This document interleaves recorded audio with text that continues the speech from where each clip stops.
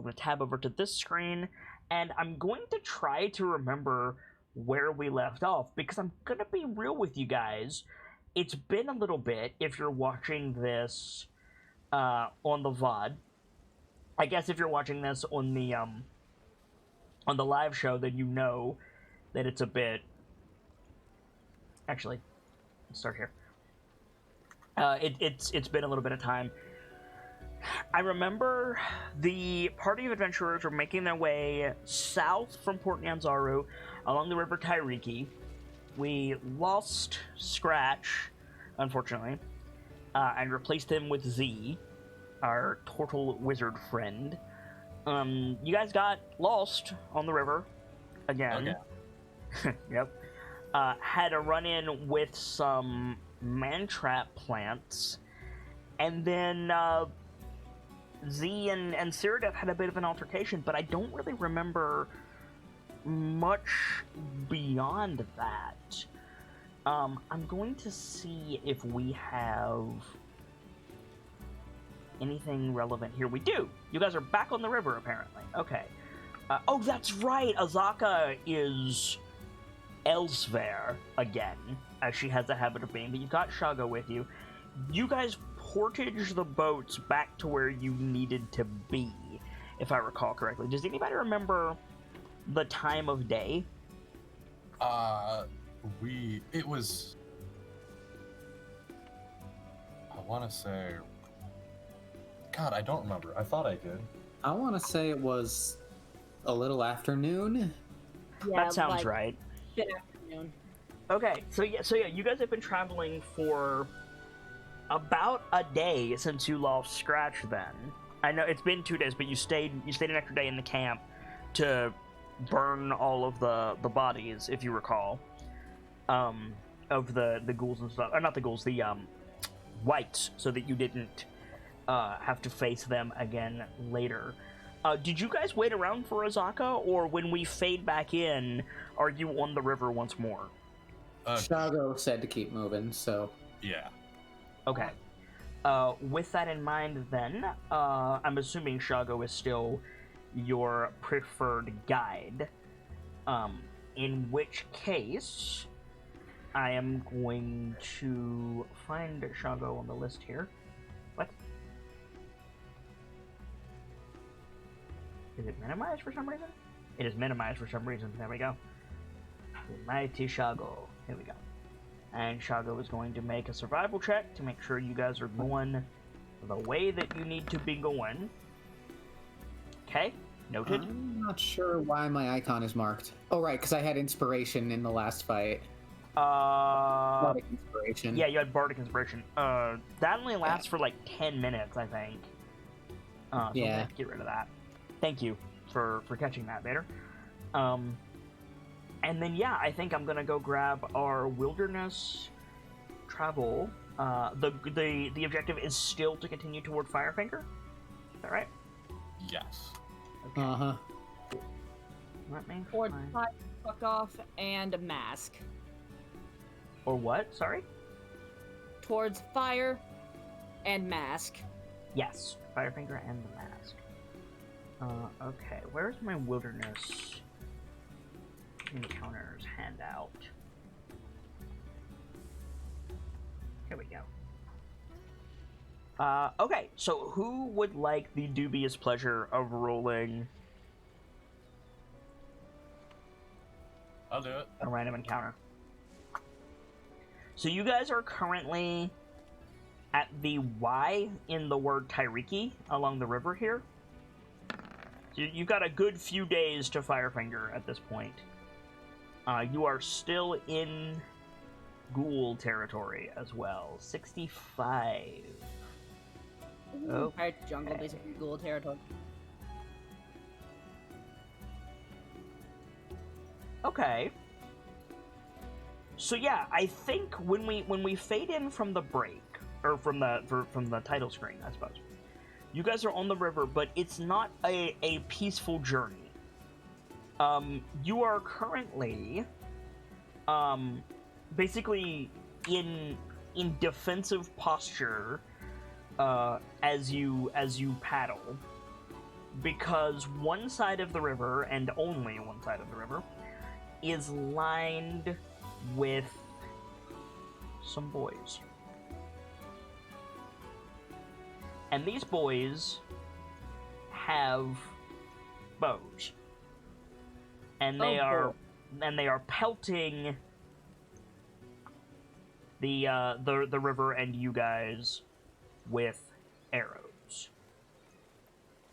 We're not in initiative unless you guys really want to fight these things. But I think we would just come in on you guys, like, duck behind the side of the canoe using the, like, supplies as cover. Because they can't really do much to you from this position, but that is where we find ourselves. For sure. Actually, next one. Again, it's up to you guys. If you wanna be doing something to fight back, you can. You guys let me know. What do we see from you guys getting pelted with arrows? I would say Z, you're kind of in a difficult position because you're currently a turtle on its back, floating through the river, but you also have mage armor and the shield spell, so it should be okay. What do you guys want to do? How do you guys want to handle this? Do you want to just, like, sail past them, or what's the play?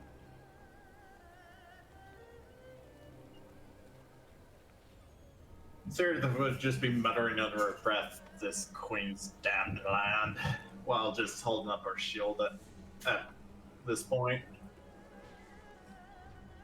Or, well, maybe being behind the supplies while trying to paddle. Brickwood was gonna, like, ask her, "Dame, do you know exactly what these are?" Can I make a religion check for that or no? I mean, they're skeleton archers. That's what they are. Okay. Like, you didn't describe them to me, and I wasn't sure just based on the token. Oh, I apologize. Yeah, no, they're literally just... I'm sorry, I'm a little bit out of it tonight. They're literally just skeletons with some bits of beflecked flesh on them, but not much. Mostly bleached skeletons with, like, tatted and rotted, like, armor, barely holding onto their frames. Some of them are wearing, like, pot helms. They have, like, swords on their belts, shields on their backs, and a quiver with a few arrows in it, and they're just short bow pelting you guys, with very poor aim, I might add. Uh-huh.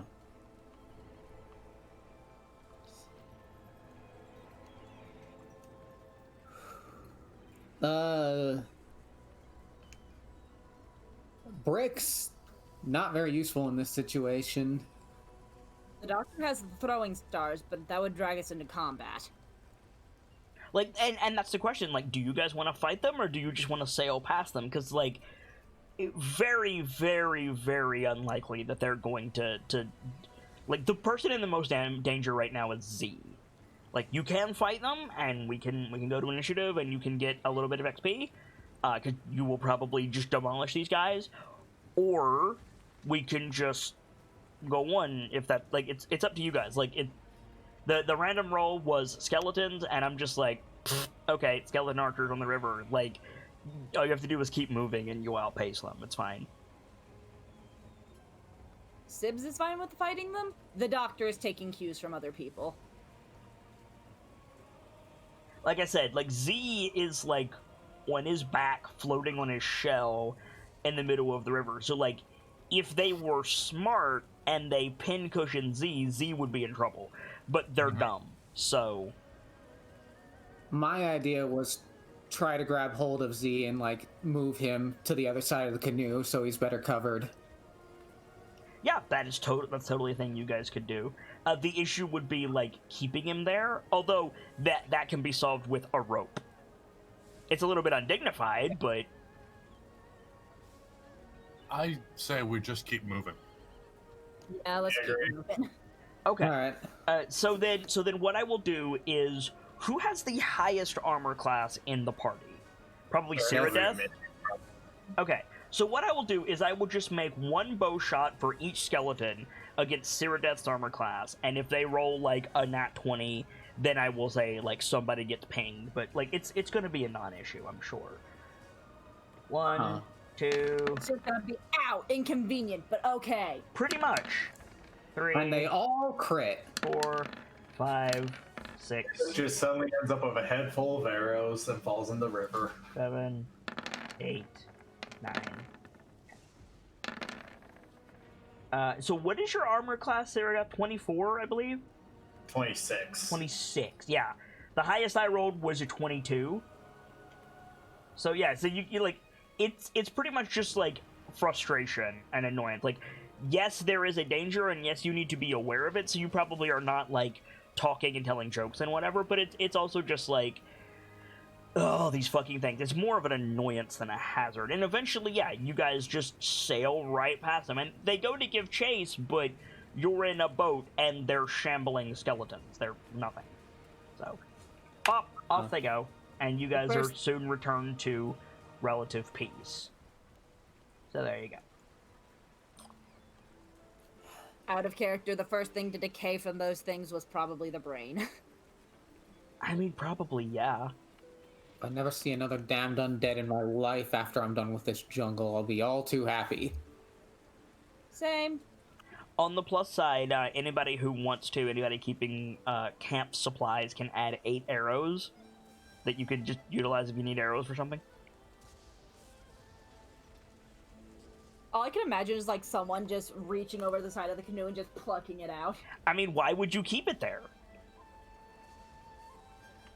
Like, that's the thing. It's a blade at the end of the day. If it stays there, just the movement of the river will grind it deeper and cause more damage to the canoe.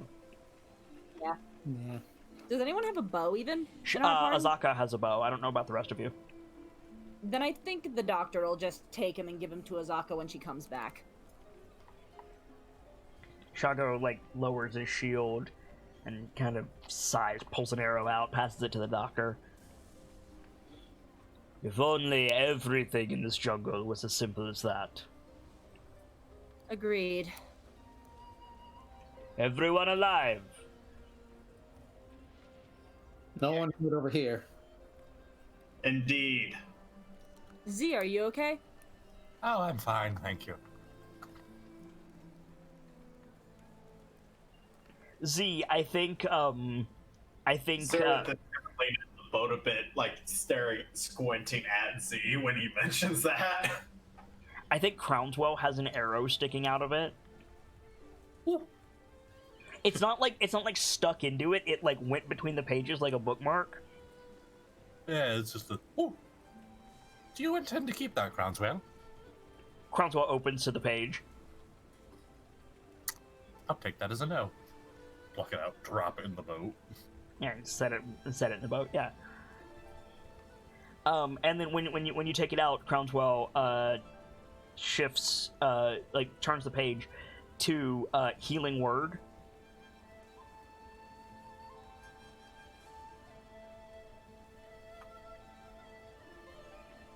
Sorry, I was chewing.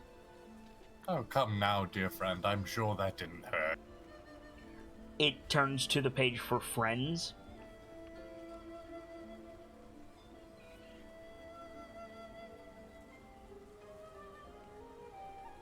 Yes, we're friends.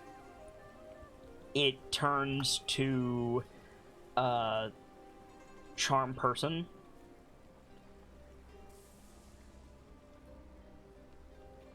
Yes, I suppose I am quite charming. It turns to summon planar ally.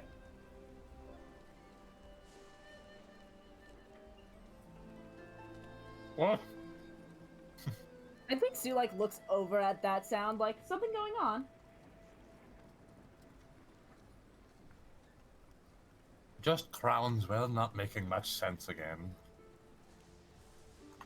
That's the book, right? Yes, my compatriot. Crownswell turns to shape water. Can I see this? Probably. Then yeah, I think Sue kind of like gives a confused look like, should I cast that or? I don't know. He does this a great many times, and I often have a very difficult time understanding. Yeah, Huh. so So while you're looking at the book, Dr. Lorelei, it changes to a spell marked Friends, and then it flips almost immediately to a spell called Healing Word. Sibs has an idea for this, but I don't know if Sue Lorelei would. If you want to make, an intelligence check, you can. I'll do that. Actually, no, wait, there's a skill for this. It's called Insight. Right. I mean, it's a book. It can't speak, but it is apparently moving on its own. It might be trying to communicate.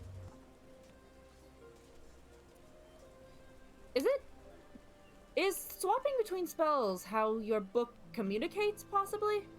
Oh, most certainly. I just have a very difficult time understanding. Oh. It switches back to the page marked Friends, and then it switches to Inflict Wounds. Oh, come now. Our friends aren't going to hurt us. I hope. And then it switches to Cure Wounds.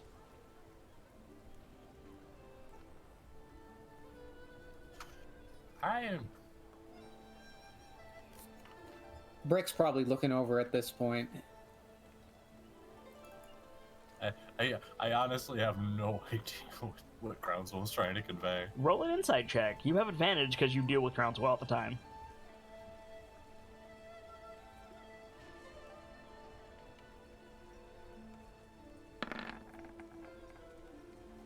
There you go.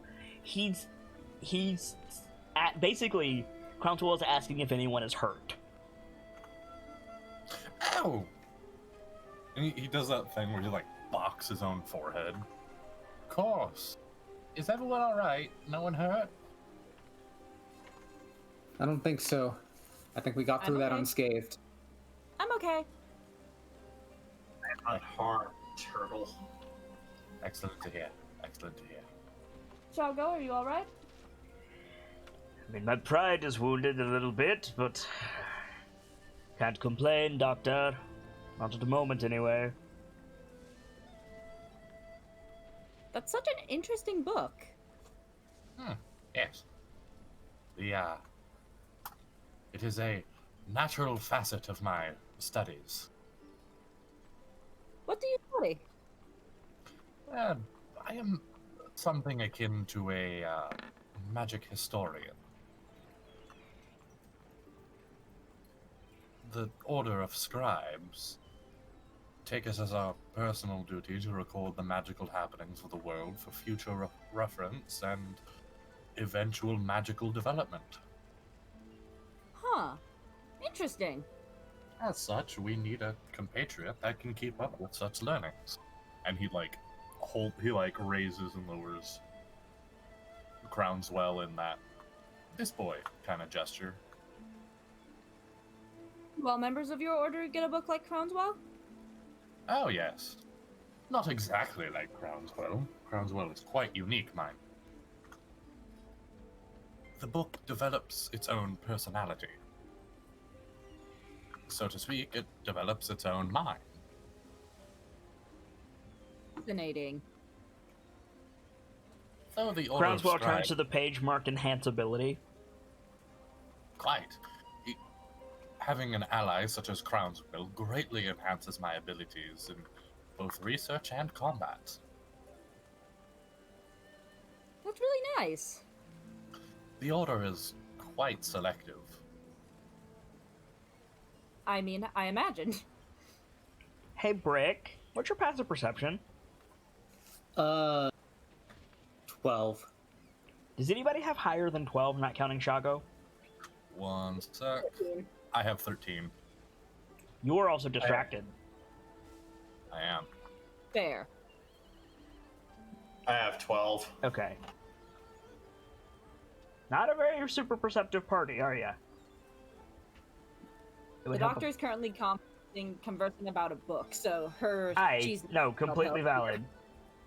Let's Really see. need to get that ability score improvement. Yeah. Let's see. Okay. So I think Z, you feel something bump your shell, as has happened repeatedly. Oh, another friend. Tilt's head, fins kind of perk. What? Under the water. Something has nudged my shell. Doctor looks over the side of the boat because past experience. What direction are you looking? So, this way? I can't see any marks if you're trying to make one. Oh, fuck. I'm on the wrong layer. Thank you. This way? Yeah. Okay, so Doctor is looking this way. Shago is looking out. Z, you're probably looking this way, but also kind of at the Doctor because you're on your back. Right. Brick, which way are you looking? Zero Death, same question. Probably around, but he's probably keeping lookout. Staring at the beach. Right, but so up this way? Yeah, that way. okay, that's what I thought. Okay, Yeah, so that would be more watching the rear since she's at the end. fair enough. Couple things happen at once. Z and Brick, you would see this. Nobody in Shago's boat would see this. But I'll start with Dr. Lorelei. So, Dr. Lorelei, you see, imagine. You know how an alligator pops out of the water and scans with just its eyes, right? Yeah. Imagine if a humanoid did that. So you see these long, stringy, almost braids, but just random matted hair, soaked with river water, and yellow eyes, and maybe the nose pop up beside Z. It's not huge, not size category huge, but just way bigger than any of you. At the same time, Z and Brick see this massive pair of green arms come up and grab the side of Shago's canoe and flip it. Roll initiative. Oh, yay. Oh boy. Goody, goody. Look at me go, Mom!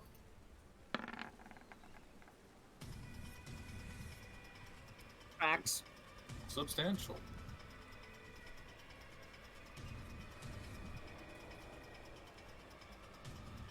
Does anyone else see the... Oh, good. I do not. There it is. There's the initiative board. Oh god, there's two. I honestly think the Doctor opens her mouth and then it's just into the water. Is that everybody? Rolled off? Sorry, I had a phone call and family worries. calls. Go ahead and roll initiative.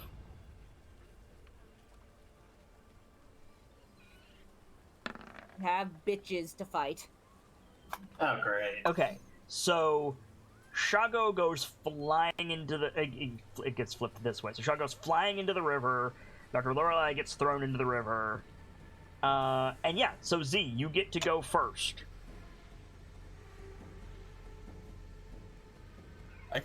I'm assuming I can see this man that has appeared in front of me. He hasn't risen completely out. I mean, his buddy is kind of, up out of the water standing because he flipped the canoe.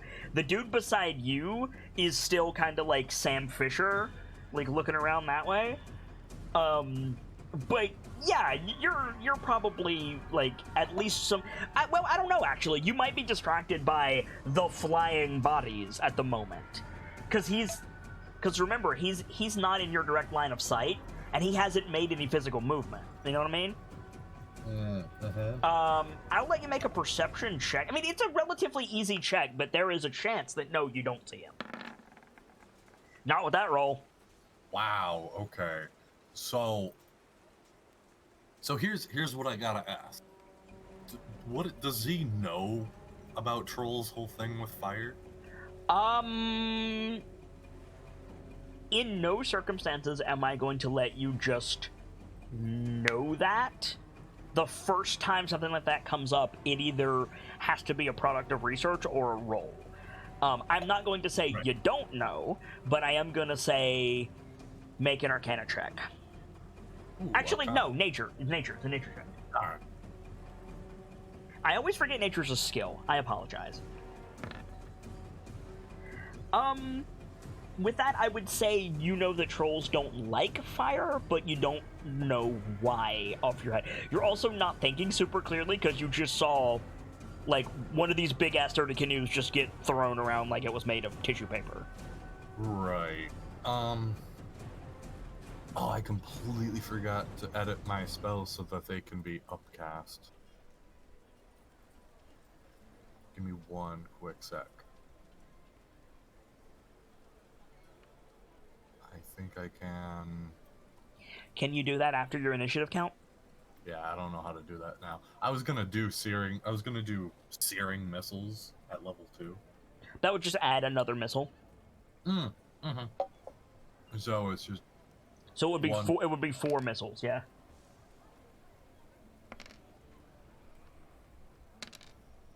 Damn, you rolled well. Who you hitting? Well, the boy I can see. Oh yeah, right. So you haven't noticed the other boy. Okay, so that's bop bop bop bop. 14, if I'm doing my math right there. 8, 12, Nope. 15. What? 8. No, yeah, 14. Yeah. Sorry. Okay. Cool. So you blast him with fire damage. Okay. You want to do anything else? Moving is probably hard since I'm... Can I, like, scuttle here? Like, You will take an attack of grab to- opportunity. Yeah. Okay. So you can. So what's going to happen is if you want to make that move, you totally can. But the troll is going to try to grab you. So can you make either athletics or acrobatics, whatever is higher for you? They're both 0. The number to beat is 7. So. Oh, come on, Z. Come on. Come on. Oh. Okay. So yeah. So you get grabbed by the ankle. You pull your leg into your shell really quick and zip over here. As the other troll like reaches out of the water to try to grab you, and you're like, oh, there's another one. You have a bonus action you want to use? I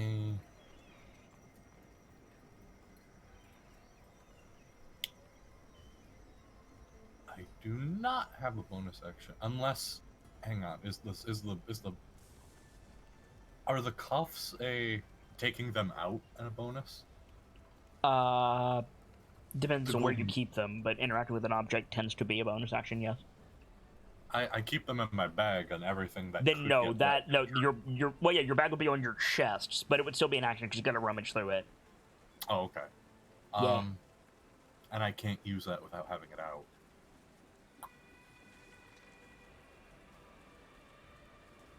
Okay. Nope. Okay. The Mighty Shago.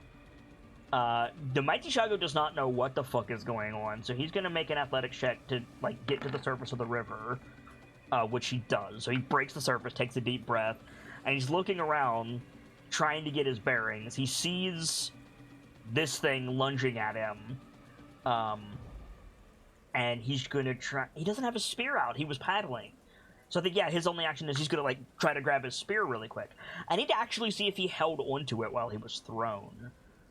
Let me just double check that. He did. Okay, good. So he just pulls his spear out to get ready to fight, while he's treading water. For the record, the trolls don't need to tread water. They're so big they can just stand on the bottom. Right. Ah, shit. Okay, so Brick, you're up. All right. Did I see this one down here try to grab? Z? No, he came out of the water to do that. There was a big splash, and he probably roared. Okay, then rage, and let's try to smack this dude. All right, so out comes the Warhammer, angry dwarf. Dwarf versus troll, that's like a classic thing. But you're far from the northern peaks in the dwarf holds, friend. Yeah. But some things never change. And you take the dwarf out of the mountain. Wow, that roll. Yeah, unfortunately, that's not gonna hit. So you go to swing, and I think what happens is because he's lunging at Z, he causes like a big breaker wave, and it like rocks the canoe, and your swing goes wide. All right. Yeah, he's so big, he's like displacing the river. You want to do anything else? Oh no, that was your bonus action. I mean, you could move, I guess. I'm just gonna stay engaged. Like, I'm gonna move on to the edge of the boat. Okay, so you're gonna like put one foot on the side of the canoe and like try to Captain Morgan this guy. All right, fair enough. Yeah. Dr. Lorelei, you do not need to make a swim check because you have swim speed. Oh crap! I forgot to click the token. I had a 10 on initiative. Yeah, I mean, My bad. So I'll just go at the end. I'll put you in, but I mean, it's good that you caught it. Just click on your token and roll initiative again.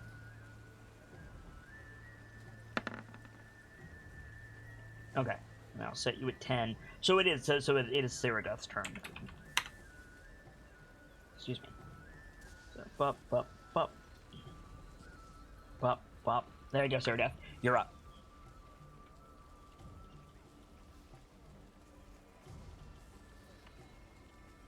Okay, let's see. I'm trying to think. Like, Brick and I both being as heavy as we are, if I was to move the end of the boat he was on, I would probably cause it to capsize as well, wouldn't I? You can assume whatever you want. I haven't said one way or the other. Fair enough.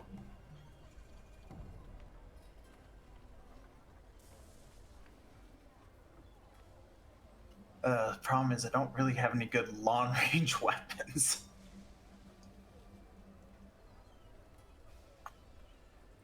I think Ceradeath is going to then try to cast Sacred Flame on this boy. Have we established whether or not Sacred Flame is an attack or a save yet? It's a save. It's a save. Okay, what's the save?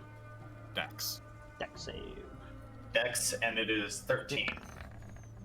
Rolled an 8. It's radiant damage, I believe? Yes. Okay, go ahead and roll damage. I gotta ask, what is Ceradeath's Sacred Flame? Did you put that in right? Is it? Oh, I might have put that in wrong. I mean, you definitely put it in wrong because it's rolling it as an attack, but also, like, what's the damage of Sacred Flame? D8. Is it not? Is it not plus your charisma? No, it is just a D8, but once you get to 5th level, you roll 2 D8s and 11th 3. Okay, so you just rolled like butt for that, unfortunately. But still, Pretty much. you take some radiant damage, and yeah, what does your Sacred Flame look like? I would say, like a. Okay. Yeah, I was trying to think of how to describe it. Basically, kind of like a white raven that's like fiery at the edge. Not like literally fire at the edges, but kind of like that. You know, like how at the edge of fire, it's kind of like wisp and curls and all. Right. It's basically in that form as it shoots out from the holy symbol into the enemy. And that's like just a projectile of some description. It's a missile. Yeah, basically Okay. it projects, Cool. hits him, and then kind of just does a. So you dunk him with the Sacred Flame. It doesn't do very much. Like it wasn't a good attack, unfortunately. But you did. Hey, damage is damage. So the troll just kind of gives you a look like, the fuck was that? Anyway, Dr. Lorelei, you're good. Issue is I actually have to be close to them to hit. Head pops up out of water, looks around. Do I see Shago? You see Shago about to get lunged on by a troll. Yes. Okay. I'm just gonna ask for the sake of it. Did the doctor keep like everything on her? That's not my decision. All right, because the belt of throwing stars was on her immediate person. I'm sorry. I misunderstood your question. I thought you were asking me, does the doctor have all of her things, or were they on the boat? As opposed to, did she lose anything in the fall? Yeah. Did she? No, you've got all your stuff. All right. Then she's gonna try something with the frost star. Are you proficient with these? I'm a monk now. You're a monk mechanically, but you haven't been trained yet. Fair enough. It's Like, that or the rapier. yes, technically in the rules as written, if you sleep, you could just wake up to don new powers. But hasn't had a chance to learn. yeah, I prefer to do it that you have to learn. Like, and I don't necessarily mean that you have to, like, go to a monastery to get any monk levels and blah, blah, blah, blah, blah. I just mean, like, if you're going to try to emulate what Scratch did, you're going to be an amateur. Fair. So I'll let you apply half your proficiency bonus with monk weapons. All right. Give me 5 seconds to remember how that works. Your current proficiency bonus is 2, so it's just a +1 instead of a +2. All right. Did I edit that in all of these for now? No, not at all. Just remember that whatever you roll, subtract 1 from it. Not a big deal. All right. So, Frost Star, let's go. Okay, so a dirty 20 will hit. So they need to make a con save. And boop. He's got real good con. Do you remember what the con save was? No, let me check. Because I think it's on something else. It is on Scratch's sheet. Yeah, I was just about to check Scratch's sheet. Unless I'm mistaken, all of them were 14. Yeah, it's all of them are 14. Okay, you might want to make a note of that in case it comes up again.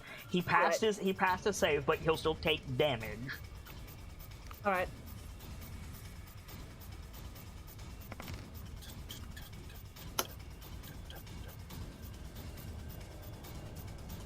Now these scale with your monk level. So if your monk die goes up, the die of the stars goes up. All right. But I believe you don't get monk damage at level 1, do you? Am I mistaken, guys? No, you do. You do. You do. Okay, what is it at level 1? It's D4? Yeah, I believe Okay. so. Okay, cool. So that's all. That all hits. So that's that much damage to the troll. Okay. You don't get multi-attack until level 2. Don't get multi-attack till level 2. Okay. You can throw one with your other hand if you want. I don't think she is. I think she's going to, I'm at a safe enough distance to back up, right? You don't know. Then I'm gonna take that chance and try and get back a little. Okay. You spin back, and yeah, the troll doesn't do anything.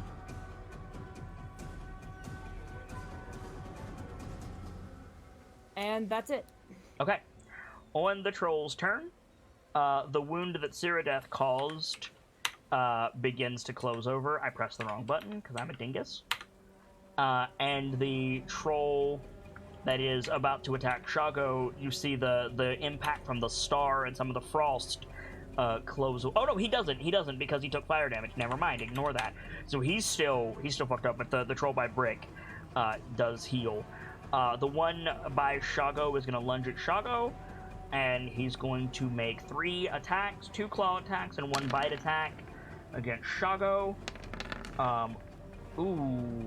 2 of which hit for a total of 21 damage.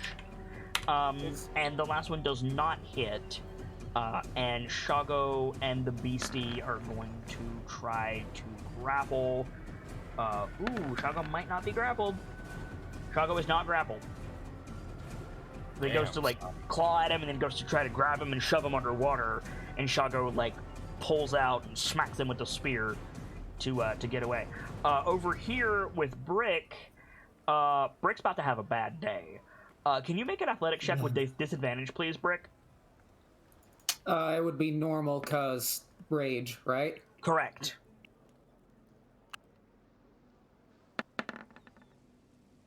Okay, so you pass. So the troll, like, grabs you around the shoulders and tries to haul you out of the boat. What do you, like, how does Brick not do that?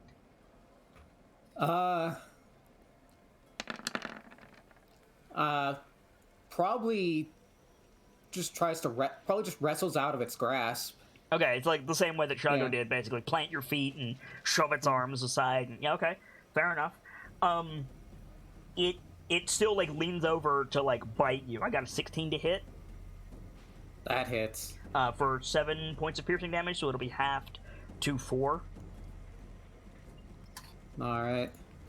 And that's the troll's turn. Z? Okay.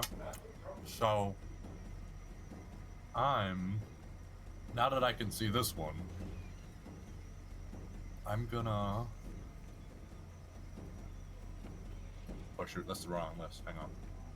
Oh, no. You know what? I'm taking out the thing. Oh, God. What thing are you taking out? The bindings. Okay. And then it's a bonus action to activate one of the charges, yeah? I believe it's an action. Check your notes.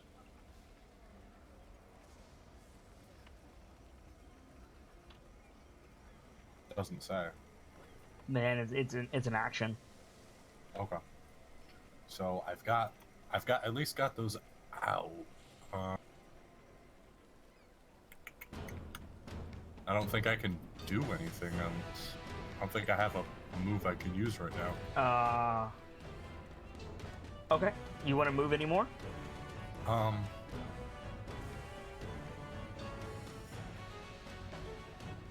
I guess like move. No, actually no. That's a good spot to be.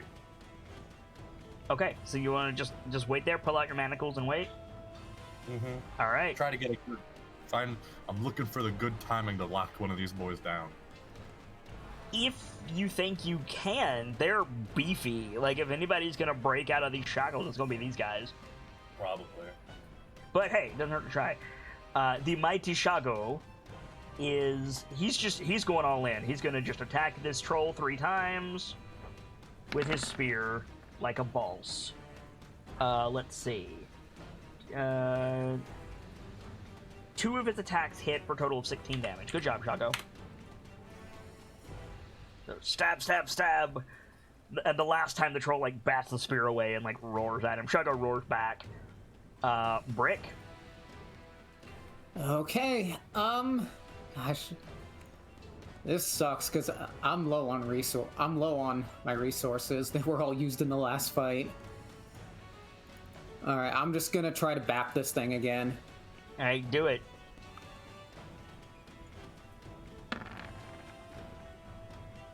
That'll hit. That'll definitely hit. Ooh, good hit. That's almost max damage for you. Yeah. Cool. So you clock this thing around the head, and it does that, like, slow blink trying to get its bearings back that trolls do. You definitely, like, cleared out his sinuses with that hit. Got anything else? I don't think so. I'm just gonna stand there, brace tanking? myself. Yeah. All right. Cyrodiil.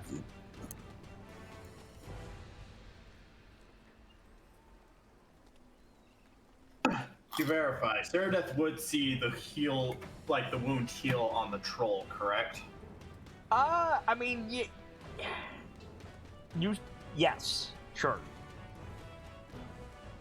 Okay, so... Trying to think. Would I be able to notice if the other troll has started to heal or not in the process, or this What one are you over asking here? me? you mentioned how like the other troll didn't start to regen its wounds. I'm asking is something Cyrodiil would necessarily could notice or see. No, I don't.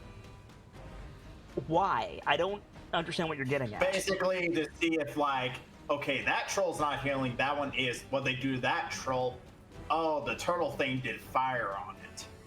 Okay, say that next time instead of trying to make me guess what it is you want. Okay, sorry.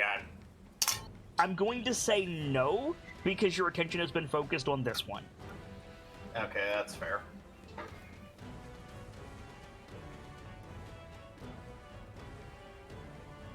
Now, see, the question you should ask is, do I know that trolls don't like fire?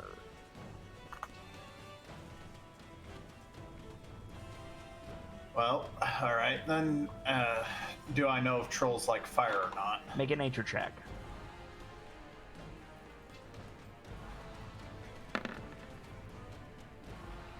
Yeah, you know they don't like fire. You're a little bit off of the DC that I set on whether or not you know that fire stops them from healing. But yeah, you know trolls don't like fire.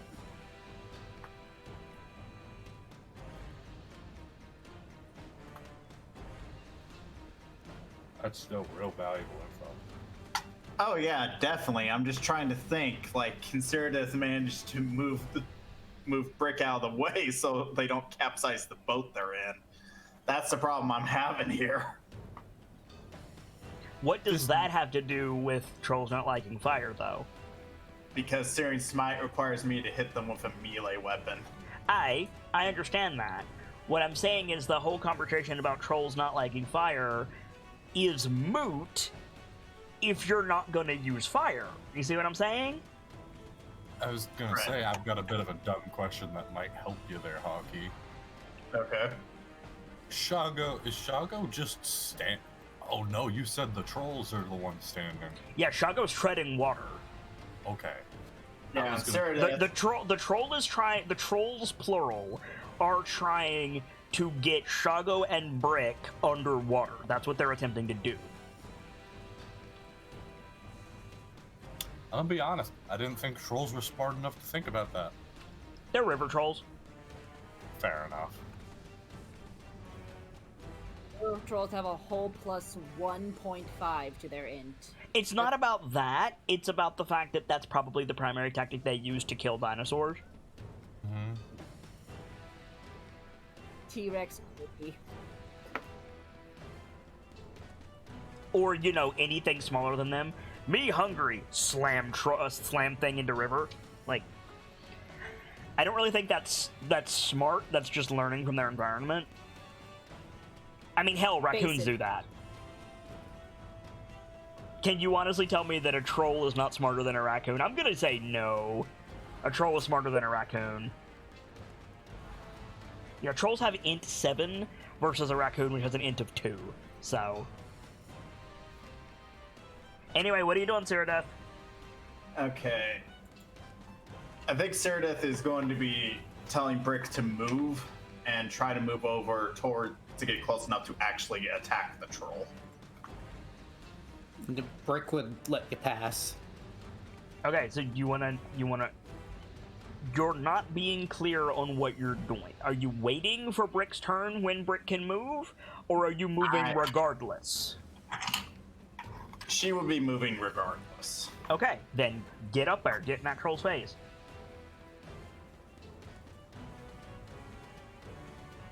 Now, how much movement speed do you have?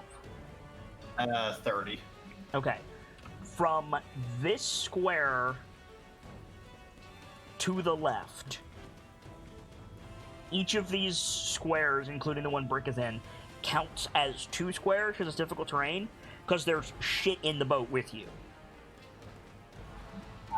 Unless you don't care about it and you're just crushing supplies and knocking it into the river, which is your business.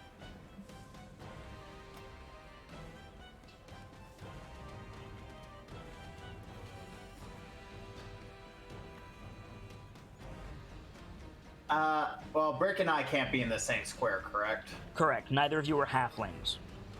Okay.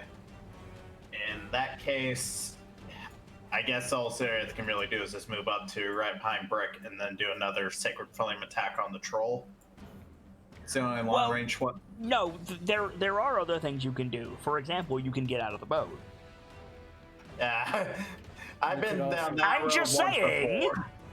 You could also use your full movement and not take an action. Yep. You could also smack into Brick and knock him backwards. I don't think this scenario is critical enough. The Sereth is just going to basically be like yeeting the dwarf out of the boat to get to the guy. And that's fine. I agree with your assessment. However, it is still incorrect to say that's all I can do. It's not all you can do.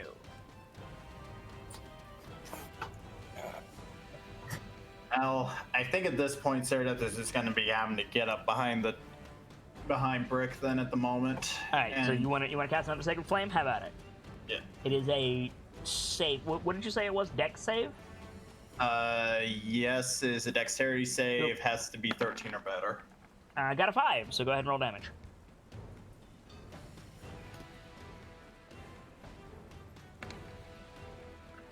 Wow. Okay. I am doing poorly. Yeah, it's not the most powerful spell when you roll like that, unfortunately. And that's again radiant damage, to be clear. Yes. Okay. Okay. So that's going to be Cyrodiil's turn. Dr. Lorelei. The doctor is going to duck slightly under the water and take the following path I'm about to mark out to Shago. Pick up your token, and while you're holding your token, right-click, and then as you move, right-click again, and it will make a path for you. I can't right-click. I don't know how to get my computer to do that. I don't have a separate mouse. I only have a pad that doesn't have separate buttons. What? They don't have a mouse. They just haven't learned how to do the. Does the trackpad not have 2 buttons? No, it's only one. What happens Well, no, if you? What happens if you? It Go ahead. does. It's just finicky as all ungodly hell. I mean that's fair. I can do it for you if you like. So starting here, you wanted to go like that. Was that correct? Yes, underwater. Okay. And then put like a hand to Shago's back or something and cast Cure Wounds. Okay. A second.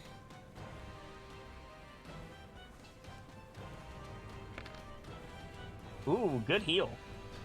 Yeah. Okay. I have a little self-health slot, so I Boop. can't up fast.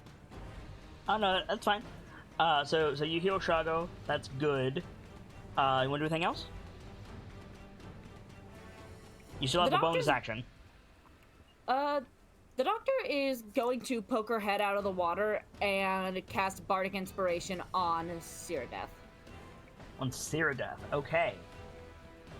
What note are you giving Cyrodiil? 1 second, I'm checking on that because I think I know what I'm calling it, but I don't remember if that's the right word.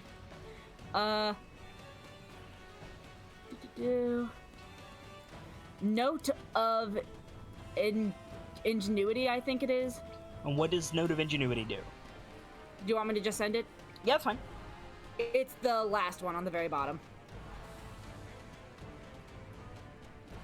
Note of Ingenuity. When the creature rolls the Bardic Inspiration die to add it to an ability check, the creature can expend the note to roll the Bardic Inspiration die again and choose which roll to use. So it gives you Bardic advantage. Yeah. On your next ability check. Okay, that's pretty cool. So that does not work on saves. Keep that in mind. Damn it. It's only on ability checks, but it's still really good. Okay, noted. Yeah. The troll's turn. They just took mundane damage this turn, so they're both gonna heal. And this guy is gonna continue trying to drown Shago.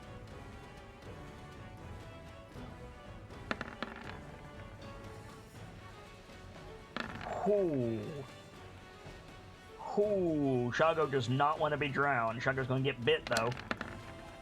No, he's not. That's a natural one. Brick, I need a athletics check with disadvantage, but you have rage, so it's a normal check. Mm-hmm. Ooh, that is unfortunately not enough. The troll drags you out of the boat and shoves you underwater. And then it's going to dive down after you and try to bite you. Good news, Cyrodiil, you can go to the boat.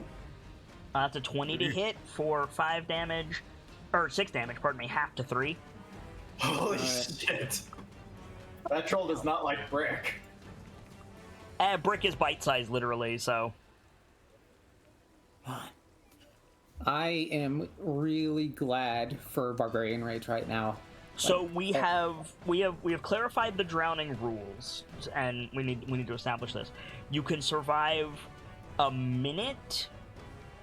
A minute per your plus extra minute per. Oh no, it's a minute per your Constitution bonus. I think it's a minimum of 30 seconds. Yes. So what is your Constitution bonus? 0. Okay.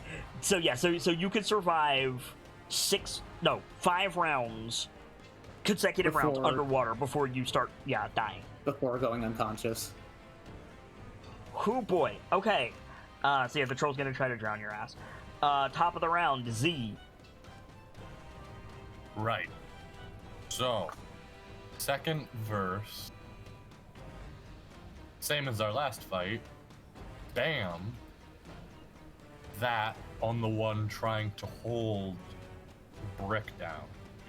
Choose a creature that you can see within range. The target must succeed on a Wisdom saving throw or be paralyzed for the duration. Is it really Wisdom? Is Hold Monster really Wisdom? Mm-hmm. I thought it was Strength. Nope. Whoa, okay. What's the DC on this? 14 it says.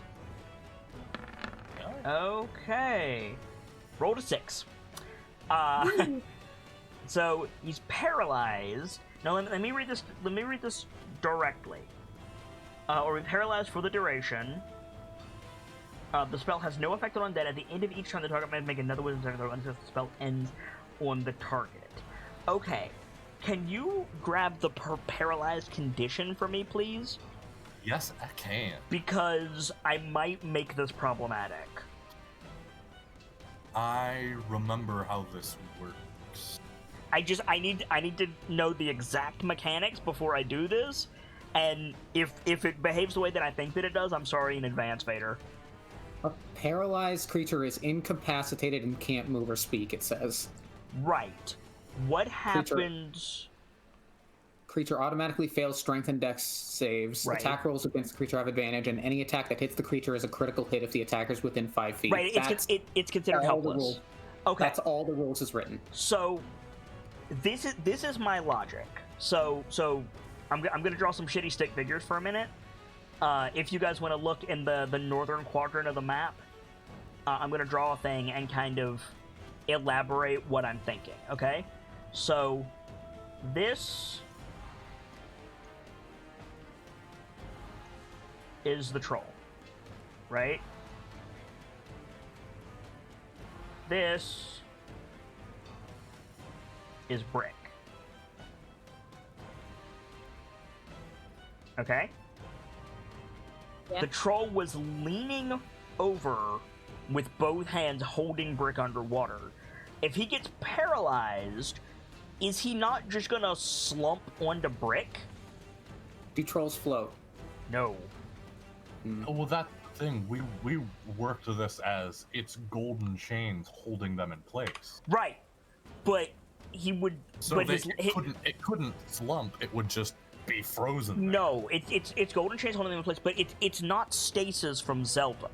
They're not frozen in the atmosphere. They're frozen in that they're bound and cannot move. Right. He'd still be affected by gravity. His legs no longer work. But if he was... I'm gonna argue that he was holding me down with his arms would brace. Right, exactly. Exactly. Well, I wouldn't be like underneath the troll's chest, but I'd still be under his arms. yeah, you would not be underneath the troll's chest, but now the troll is leaning his weight on you, is what I'm saying? Yeah. But it has that. Oh, but that also underwater, I could still be able to break free. Like, it might be a little easier, right? That's what I'm saying. I'm saying it would actually be harder because while the troll fails strength saves, and I'll grant you that, he cannot physically move. He cannot move from on top of you. So you have to, instead of fighting the troll and moving his arms, because you can't do that because his arms are magically bound, you have to push the troll off of you, which I would argue is harder. Also, I'm trying to like science here and take buoyancy into a factor. We can definitely take buoyancy into a factor. I agree with that, but trolls are not. Trolls are not Incredibly naturally dense. buoyant, is what kind of Like, thing? I agree with you, Vader, but here's a question. Does the tension of muscles affect buoyancy? I think it does, doesn't it? I don't know enough about it to say. If you run electricity through meat, bear with me for a second, doesn't it have a harder time floating? That's why when people panic and thrash, they sink? Is that not right? Yes. That's, Yeah. that's right. So here's my question. if he's rigid from the paralysis, he's going down. right. That's fair. I'm No, sorry. it's I love discussions like this. For the record, I'm into this. Like, And I am can't not sh- frustrated with anybody. And yeah, if you guys can make a better argument, I'm happy to listen to it. What I'm saying is, you're no longer fighting the troll. You're fighting a rock. You have a Yeah. spell like According to Physics Stack Exchange, what they're saying is primarily with stiffening muscles is you're actually lessening your lung capacity when you stiffen like your stomach, or if your arms are stiffened out, you're moving where your center of mass is away from where your lungs are, which is where the air and thus the flotation is. So that's actually the primary reasons.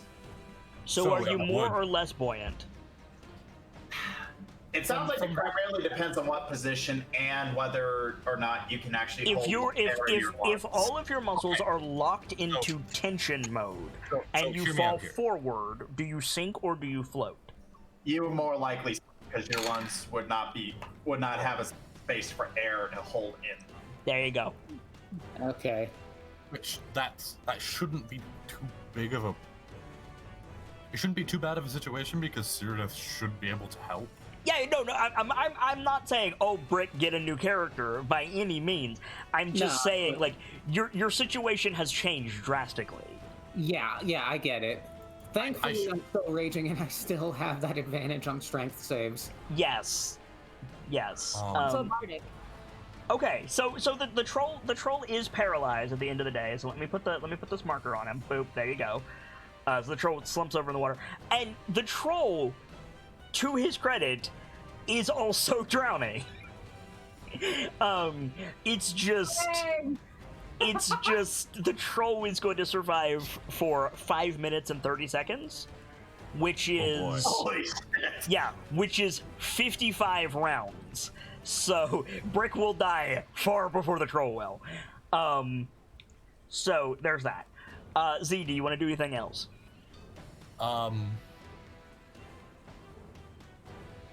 I can't. No. Okay. I mean, I have movement, but no, I'm good. I mean, if you want to move, you can. Like, you can also use a bonus action, whatever, if you want. I don't have anything that lets me do bonus action stuff yet. You need to get your ass in bonus actions. Anyway, I do. so the mighty Shago, he's thrashing about with this troll, and I think like Dr. Lorelei, like you've been under the river, like you see that Shago's not standing on anything. He's like kicking to keep his head above water. So I think he just shouts like "move" to you, like get out of the way, I don't want to hit you. And then he's gonna just like attack the troll again. Just gonna keep smashing it. I've Yeah, what's up? got a weird question real quick. He only hits with one of these attacks, but it does 20 damage. So what's up? So, how deep is the water realistic? If a troll can stand up but Shago can't, that means that it's probably about 12 feet deep. Okay. I can't remember so how fuck. shape water. How much can shape water affect? It's Not a that river. much. You cannot affect a river with shape water, Katara. Well, up to 5 feet. Okay. My thought was maybe she can give him ground to stand on. Oh. But without something like mold earth, I guess not.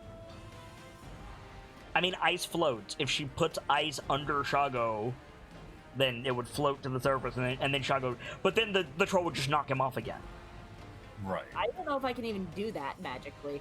Well, You can- and another issue you'd have is the ice, it'd be slow, but the ice would start floating down the river. Would float down the river closer to the troll, because that's the way the river flows. Correct. The river is flowing to the right on this map. Okay. Okay, so okay. Brick, you are The other way. pinned under a troll. I'm assuming you would like to get out from under the troll. Yeah. Athletics or acrobatics, whichever is higher, you will have disadvantage on the athletics check because you're being pinned down by a rock. Still, again, with the rage, would it still be standard? It would still be standard, yes, because that does give you advantage. But I will say this: it is harder to physically move the dead weight of a troll than it is to pull its arm off of you. So just fair warning there. Bardic. Yeah. Bardic.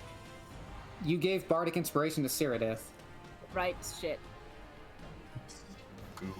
Although Cyrodiil might be if Brick doesn't get free, Cyrodiil might be trying to roll the troll or something off of him. Another thing to consider, Sergeant, I know this is part of your movement, but just keep this in mind. If you don't get attacked this turn, you lose your rage. Yeah. Or if I don't make an attack. Yeah, or if you don't make an attack, that's also true. Yeah. So it's my movement to try and break out. If it's your movement, if you're trying to like squeeze out of its grip, it's a bonus action interacting with an object to try to push it off of you. So if I want to try to squeeze out, it would be acrobatics. Or If you can make an argument for athletics, I'll let you make the argument for athletics. But remember, you cannot physically move its arms, so you can't be like, I shove its arms aside. You cannot physically move it. It's magically like sealed. I've got an argument for you, Britt. oh, let's hear it. You're being like, if you're on the ground, if it's putting all its weight on you, you should be on the riverbed, which gives you a lot more to push off of. He's also on his back, though. Right. That just means you can use your legs, too. Getting a grip with your heel is a lot easier than with your toe. Oh, wow, that's... I disagree with that, actually, and I'll tell you why. Because if he was on his stomach, he could utilize his knees. I'll give you that. Whereas on your back, you can kind of just... Like, if he had levels in Monk, I would absolutely be like, yeah, totally, you can get your feet under you and, like, limbo bend up. But Brick is a dwarf. They're not particularly flexible. I'm not going to say there's any advantage there, unfortunately. It's like I'm okay in acrobatics. I'm far better in athletics. Like, I'm not saying you have to roll acrobatic. I'm not saying that. I'm saying you tell me what Brick does, and then I will tell you what that roll is. Honestly, I almost think the best course of action is just trying to squirm out of its grasp. I mean, that is acrobatics for sure. Yeah. It's gonna be far harder to, like, get my weight underneath me and try to freaking lift a troll. While that's true, you could do it in reverse. You don't need to get your weight underneath you. You could put your weight on the troll's chest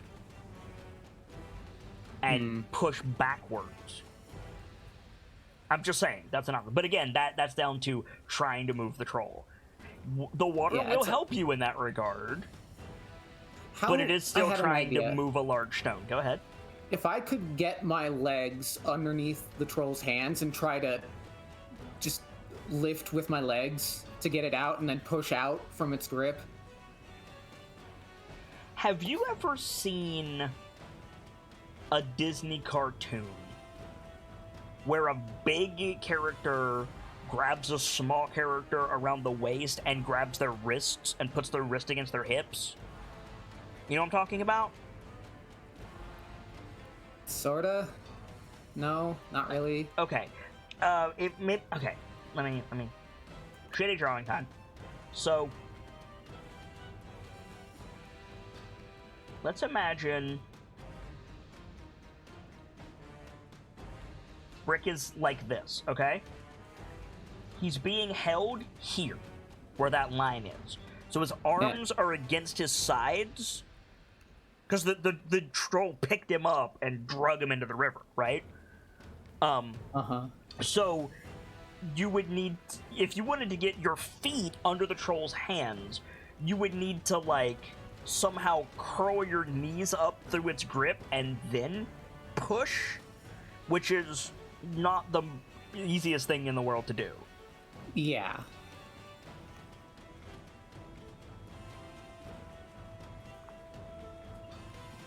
Okay.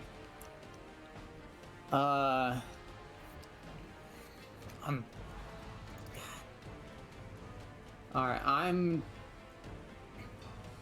You do still have your Warhammer. Keep that in mind, too. Yeah. It's just... So... I'm trying to think how to phrase what my brain is saying to me. That's completely fine. Like, this is absolutely a time to think things through and be sure of what you want to do. Because, yeah, there's an inherent risk here. Yeah.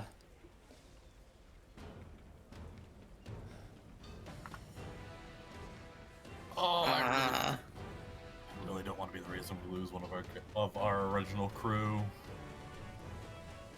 I don't want to be the reason for another of our crew. Brick has got a while before he drowned. It's okay. Yeah. So I try to make... So if I fail to break free, am I still able to attack? You're not able to attack right now, because the troll grappled you successfully before he got frozen. You didn't break out of the grapple before the troll got frozen, and now it's even harder to get out of the grapple because the troll is... It's like there's electricity running through him, and he's, like, constantly tense. If anything, Z has fucked you pretty hard. Alright. I just don't... Unless I could use my Warhammer somehow to get leverage. Like, it sounds like ultimately it's an acrobatics check. Yeah. Which, I mean, is not the worst thing in the world. Yeah. It's not like I'm asking you to roll, like, sleight of hand, right? Like... Well, I've got good dex, so... Okay. Yeah. Let's go ahead and make an acrobatics check. Alright. You try to get out of the troll's grip. There you go! You Oh my gosh. pop out. Now, you do need to make an athletic check. You'll have advantage because you're raging, because you still have to swim to the surface. Uh-huh. There you go. Okay, so yeah, so you break the surface of the water, coughing. Yeah, you're good. So I will say from that, you use most of your movement, but you've still got your action and bonus action. Alright. I'm going to maintain my rage and bring my Warhammer on this thing's back. Okay, so that's fine. I can. It will maintain your rage. You will have disadvantage on this attack for 2 reasons. One, you're currently coughing and choking and, getting over drowning. And 2, a Warhammer is not an aqueous weapon. Non-aqueous melee weapons in water have disadvantage anyway. Yeah. So. Alright. I didn't know we were using aqueous weapon rules. Yeah, that's why Shago doesn't have disadvantage because he's using a spear. Well, that's good information to have. Why wouldn't we be using aqueous weapon rules? That still hits, even with disadvantage. Go ahead and roll damage. Hell yeah! Hell yeah, good hit. Okay. Get. Got a bonus action you want to do? You want to yell at the turtle? Yeah. Just dwarvish motherfucker! Yeah. Yeah, I think it's just like dwarvish cursing at the turtle. Okay, Z, do you speak Dwarvish? Yeah. I'm checking right now. I mean- I do not. Okay, so the dwarf coughing, spluttering, and smacking this troll comes out of the water, you know, fucking river dangling from his beard, and he just shouts something to you in a guttural language. It does not sound happy. Cyrodiil, I have some great news for you. The boat's clear. Thank the queen. Cyrodiil is gonna run up and just slam her sword into this. You also troll. have disadvantage because it's underwater. That's fair. Attack rolls What against sword creature are have you advantage. using? Hang on. What sword are you using? You might not be able to reach it. Wait, yeah. Sword. If it's paralyzed, that confers advantage. Oh, that's right. So that would make this a neutral roll. So that would make this a neutral roll if Cyrodiil can hit it. What kind of weapon I are you have a using? long sword. You have a long. Okay, yeah, a long sword will hit it. That's fine. I would say if you had like a short sword, it probably wouldn't hit it. That's a neutral roll. That does not hit, I'm afraid. I was about to say the bar. Oh, wait, also, any attack that hits the creature is a critical hit. Oh yeah, so roll your damage again. Good catch. How do I do that bardic note of ingenuity, by the way? Because I was That's a 2. You know, I understand. So Sorry. you would add the bardic inspiration die to your attack roll. I believe you can do it with attack rolls without College of War, right? It's damage for College of War. Is that right, Gampty? I believe so. But here's the thing: the DC, the dice that you got from the bardic inspiration would be a D6. Is that right? That's a D6. It's a D6. Even if you rolled max damage, you wouldn't hit the troll. All right, Or max then, never mind. attack bonus, rather. You wouldn't hit the troll. I mean, you could still roll it if you want. I'm just... If I still won't hit the troll, there's no point then. Yeah, no. Unfortunately, you rolled so low that it won't help you. Okay. Damn it, why couldn't it damage? That is an Ufola, my guy. Yeah, a little bit. Dr. Lorelei, you're up. The doctor's going to do a suggestion and back away a little bit. Okay, so you could pop over there. And then, again, -1 to this because no training. Fire Right. Star.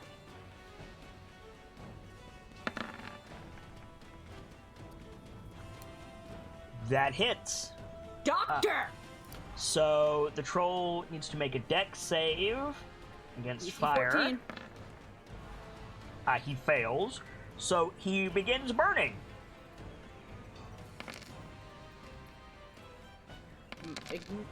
Whoa! Sorry.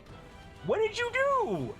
My computer's registered that I was still clicking the damage button when I was trying to talk. My push to talk got fucked up and I can use it as my enter key. Sorry. Well, I'm only gonna count fine. the first one. No shit. Yeah, no, I'm so sorry about that. Weird. I'm so sorry. I'm gonna change my push to talk button.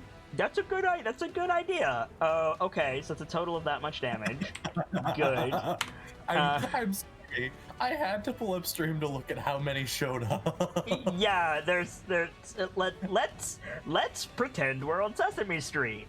1, 2, 3, 4, 5, 6, 7, 8, 9, 10, 11, 12, 13, 14, 15, 16, 17, 18, 19, 20, 21, 22.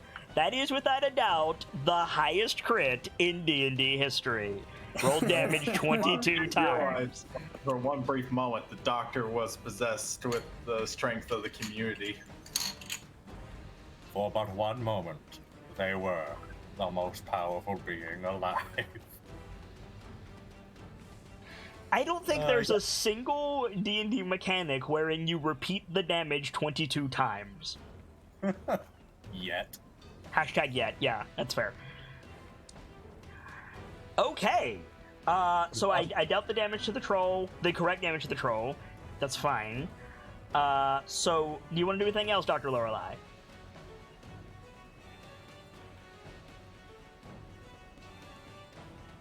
Han? No, nothing else. Okay. Excuse me. So, the troll took fire damage, the other troll did not, so he heals. Despite everything. What's up? I was just gonna remind her that you do have Flurry of Blows. Does she? She's only level 1. It's a level 1 ability. No. You can only use it once at level 1. Pretty sure. No? He comes in at level 2. Does it? I'm misremembering then. That's my bad.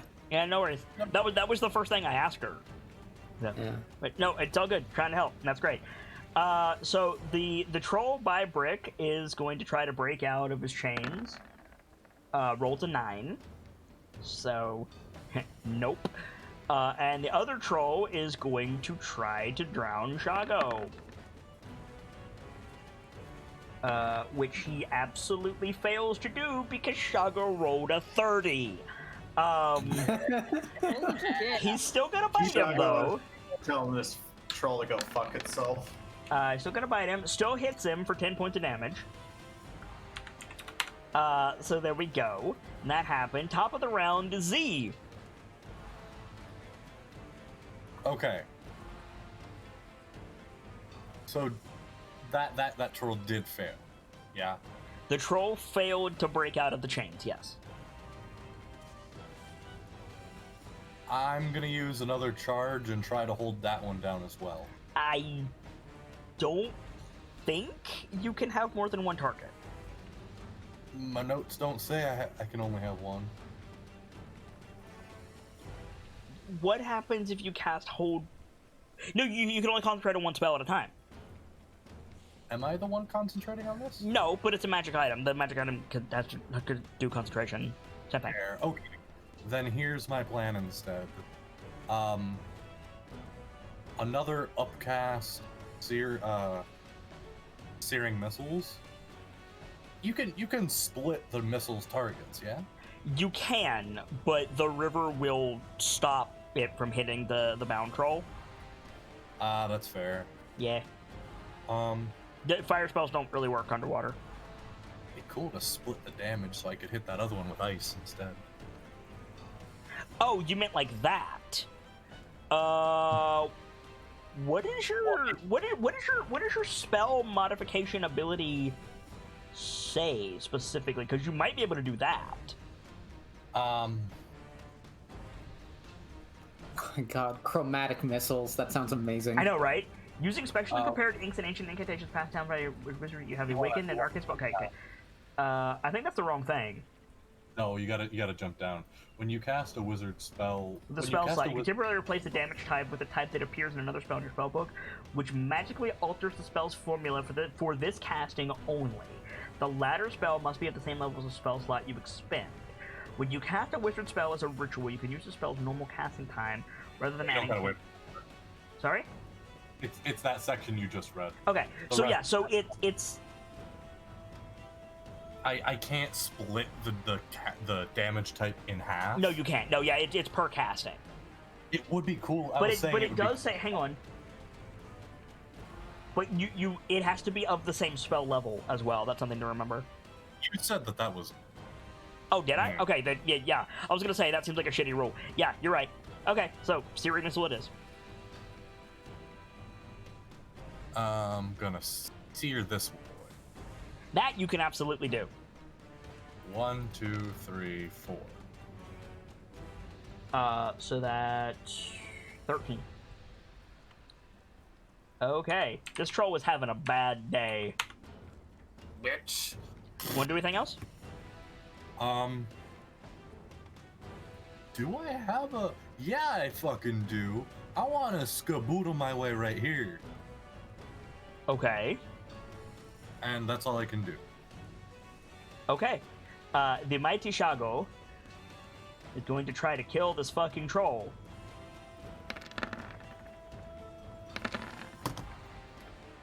And he does so, because it took fire damage, so He only hit it with one of his 3 attacks, but it fucking died, so it's okay.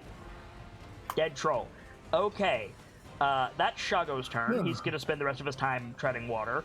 Brick, you're clinging to the side of the boat, panting. Nah.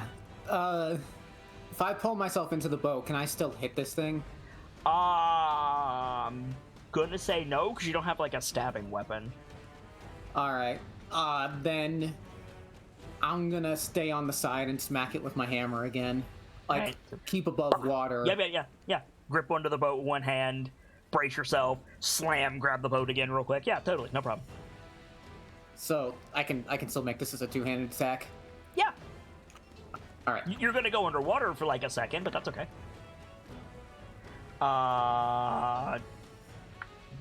Disadvantage, because you don't have... Paralysis. Right, thank you. Wait, no, okay, now... Hang on.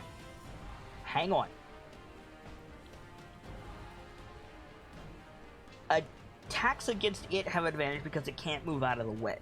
Fair enough. But the water is what's conferring disadvantage to Brick. And also Cyrodiil. I mean, there's still the thing that it can't move. It could move out of the way underwater. No, you're right. I'm like 99% sure that yeah, okay. So it would be a normal roll. But I do kind of want to revisit that thought experiment when we're not in initiative. Yeah. Okay. Like that's fair. But yeah. Okay. So 16 hits. Go ahead and roll damage. And automatic critical. Oh yeah, automatic critical. Roll damage twice.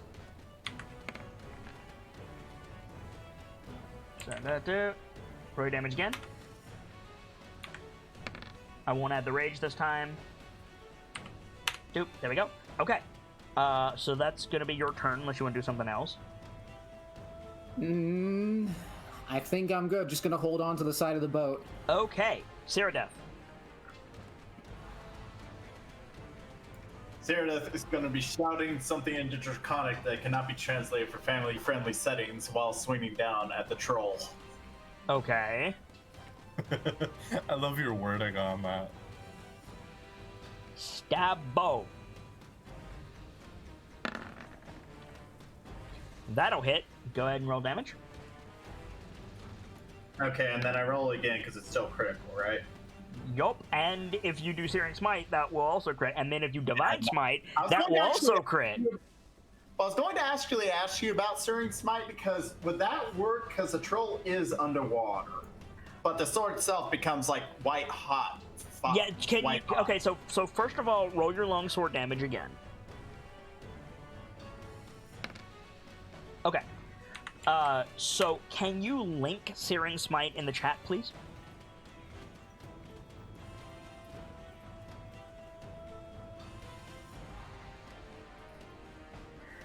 The next time you hit a creature with a melee weapon attack during the spell's duration, your weapon flares with white-hot intensity, and the attack deals an extra 1d6 fire damage to the target and causes the target to ignite in flames. It would not ignite in flames because it's underwater, but it would do the additional fire damage from the hit, yes. Yeah, you're burning its flesh because it's so hot. Well, that's what I was thinking, but I figured I should check. I would like to do Searing Smite. I mean, it will ignite in flames, but the flames will immediately be put out because it's underwater. Right. So you can go ahead and mark off your spell slot. That's your bonus action. Okay, do you want a Searing Smite or do you want a Divine Smite? Is Divine Smite an action or is it just a thing that you do? It's a thing you do. Okay, so yeah, if you wanna mark off a spell slot for your Searing Smite, then you can roll 2d6 fire damage because you crit. And then if you want to also mark off another spell slot and Divine Smite, that will also crit because you rolled a critical. Alright. Yeah, I think I'll do a Divine Smite as well. Okay. So roll your Divine Smite twice. Okay, so... Divine Smite is great because it's something that can only be wasted if your attack like can't do damage because of resistance. Yerp. So okay, so you just put all of your holy energy into this. Now again, mark off 2 spell slots for that. Total.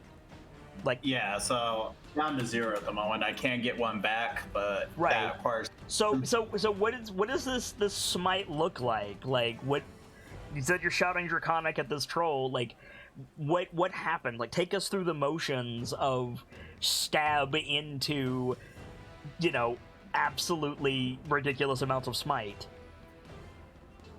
At this point, while shouting the unmentionable things, Cerida's holy symbol around her neck would glow with like a white light at the moment, similar to how the radiant missile would look.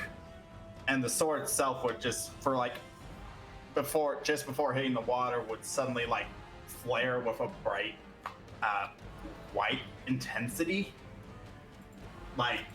And when it hits the water, it'd be so hot that like it even caused steam to instantly happen. Yeah, I was gonna say, like, the water boils around the troll. It's like Gandalf stabbing the Balrog and the lightning comes down. Like, that's basically what I'm imagining. Yeah, World's worst basically. jungle soup. Just like a sudden explosion of steam and light. Yeah, well, the troll is not dead, but you hurt it a lot, so congratulations. I think the troll wishes it was dead at the moment. Dr. Lorelei, it is your turn.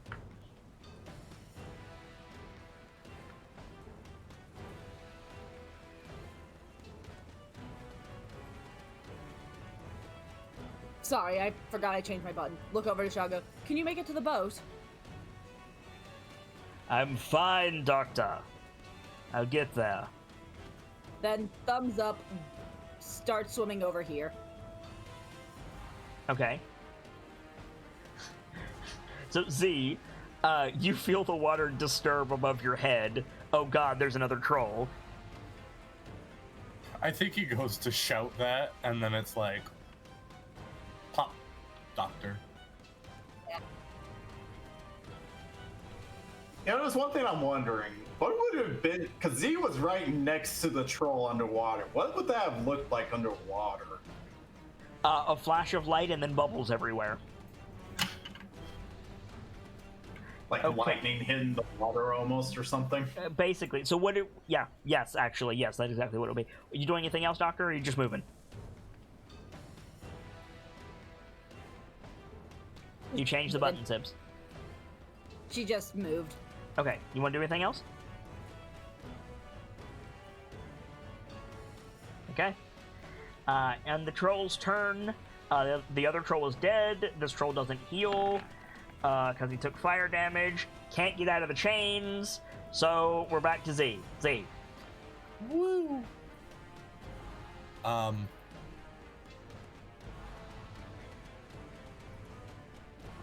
god, if I can't shock and grasp this guy because of where Brick is. And the Doctor and yourself. Me. By all means, shock and grasp it. You can. Just wouldn't end well. It might kick your ass. You'll have to forgive me because I'm not very expertised with this form of combat, but yeah. So can I like that'll stand if you want that to stand, but you could have burning grasped it. I could. Fuck that, I'm a burning grasp. Too late, you rolled claw strike. Oh. Like you could have just like you could have done exactly what Ceradeath did, except with your claws. Fuck. Yep. Said you can stand if you want it to stand, so I was like, oh fuck yeah, screw that. I mean, Oh wow. yeah. Next turn. But yeah, Flash. just remember, you can change the element of all of your spells, friend. So yeah. Oh. Unfortunately, that doesn't. So you just like hiya, and you just like your claw just like skitters across its back, and you're just like lower, right, water refraction. Yeah. You want to do anything else? That's all I can do. Okay. The mighty Shago is going to climb back into the boat, and that's going to be his turn. Brick. Okay, I'm gonna continue to try to put this thing out of commission. Okay. Actually, I want to make a nature check to see if Brick knows about trolls and their regeneration. I mean, you've seen the thing regenerating, but I'm assuming fire stops it. Yeah, make a nature check. Yes, Brick knows, and this makes perfect sense because Brick, A, is like a firekeeper in the terms of like artillery and shit, and B, he's your dwarf. He knows this shit. Yes, absolutely, you know. Cool. At the very least, I imagine it'd come up with tales and such that your family would have told you growing up. So yeah, Brick's going to shout, "We're going to need more fire to put it out of commission." I can do that, but you'd have to back up. It's flipping water! So yeah, Brick's just gonna smack it with his warhammer again. Yerp. Clock this fool. You hit him. That's the crit. Go ahead and roll your damage twice. Okay.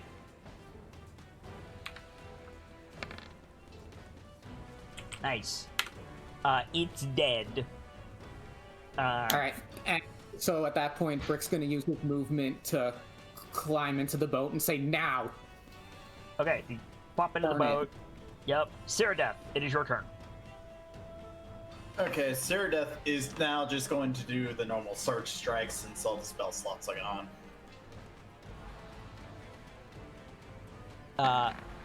I don't know what you said. I'm sorry. I said I was going to do a normal sword strike because of all the spell slots are gone, but then I rolled an at one. Yes. It's out of HP anyways. Yes, We so- gotta burn it. Wait, it is? Yeah, it- we just gotta hit it with fire damage, or else it's gonna be back in the fight. Yeah, that's why we're still on initiative. That being said, you dropped your longsword over the side when Brick climbed into the boat. And I Damn tried- it, dwarf! I was gonna say, could I try to catch it, but I'm not in a good spot to even try. Yeah, no, she's leaning over this direction, doing a stabbo on the troll. So yeah, no, you couldn't reach it, unfortunately. You could dive down and get it, but no, you couldn't stop it. I I'll believe leave. that's the doctor. All right. Yeah. You have a bonus action you want to do, Cyrodiil? I am actually going to use Harness Divine Power. Turns out that's a bonus action, so I am going to touch my holy symbol and gain back a spell slot. All right, good move. Dr. Lorelei, it is your turn.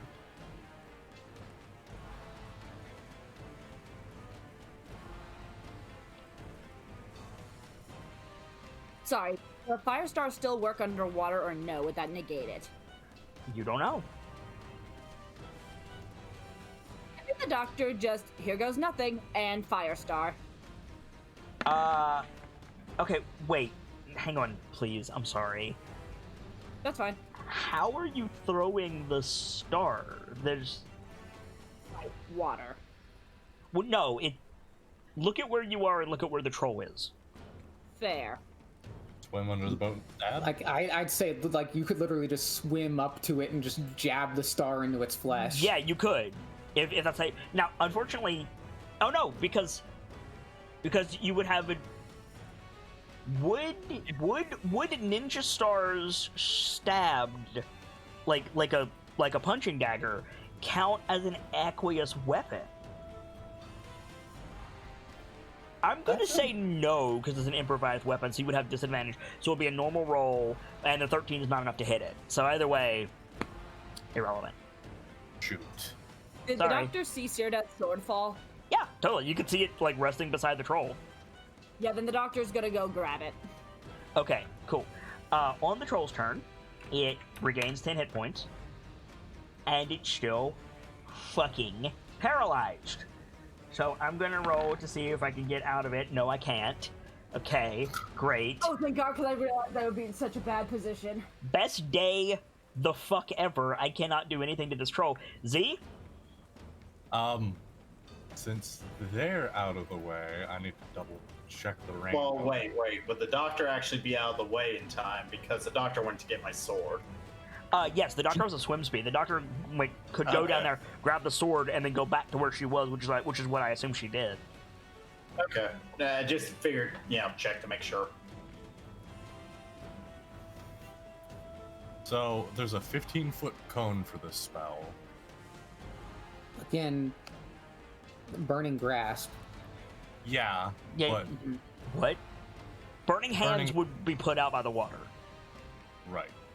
Burning grasp wouldn't do enough damage, though. Would still negate its HP regeneration. I could just like hop back in and smack it. That's true. That's true. Here's a weird question, Fox. Yo. If I replaced Mind Sliver's damage with fire, would the rest of its effect still take? What's the rest of its effect? Subtract 1d4 from the next saving throw it makes before the end of your next turn. I see your logic there, but I don't see why it wouldn't, because you're just changing the mathematical formula of the spell. If you change the mathematical formula to be like, this sets you on fire, and it also makes your will weaker, like, I think you could still do that per the subclass. Okay. That does... I mean, I'm pretty sure setting someone on fire would weaken anyone's will. I mean, you're right. It does less damage. Never mind. I am gonna Burning Grasp. Okay. So, Burning Grass, grab this fool. Oh my god! That is your natural 20. Go ahead and roll damage. Bop. About not doing enough damage, Damsey. You did exactly enough to burn it to death.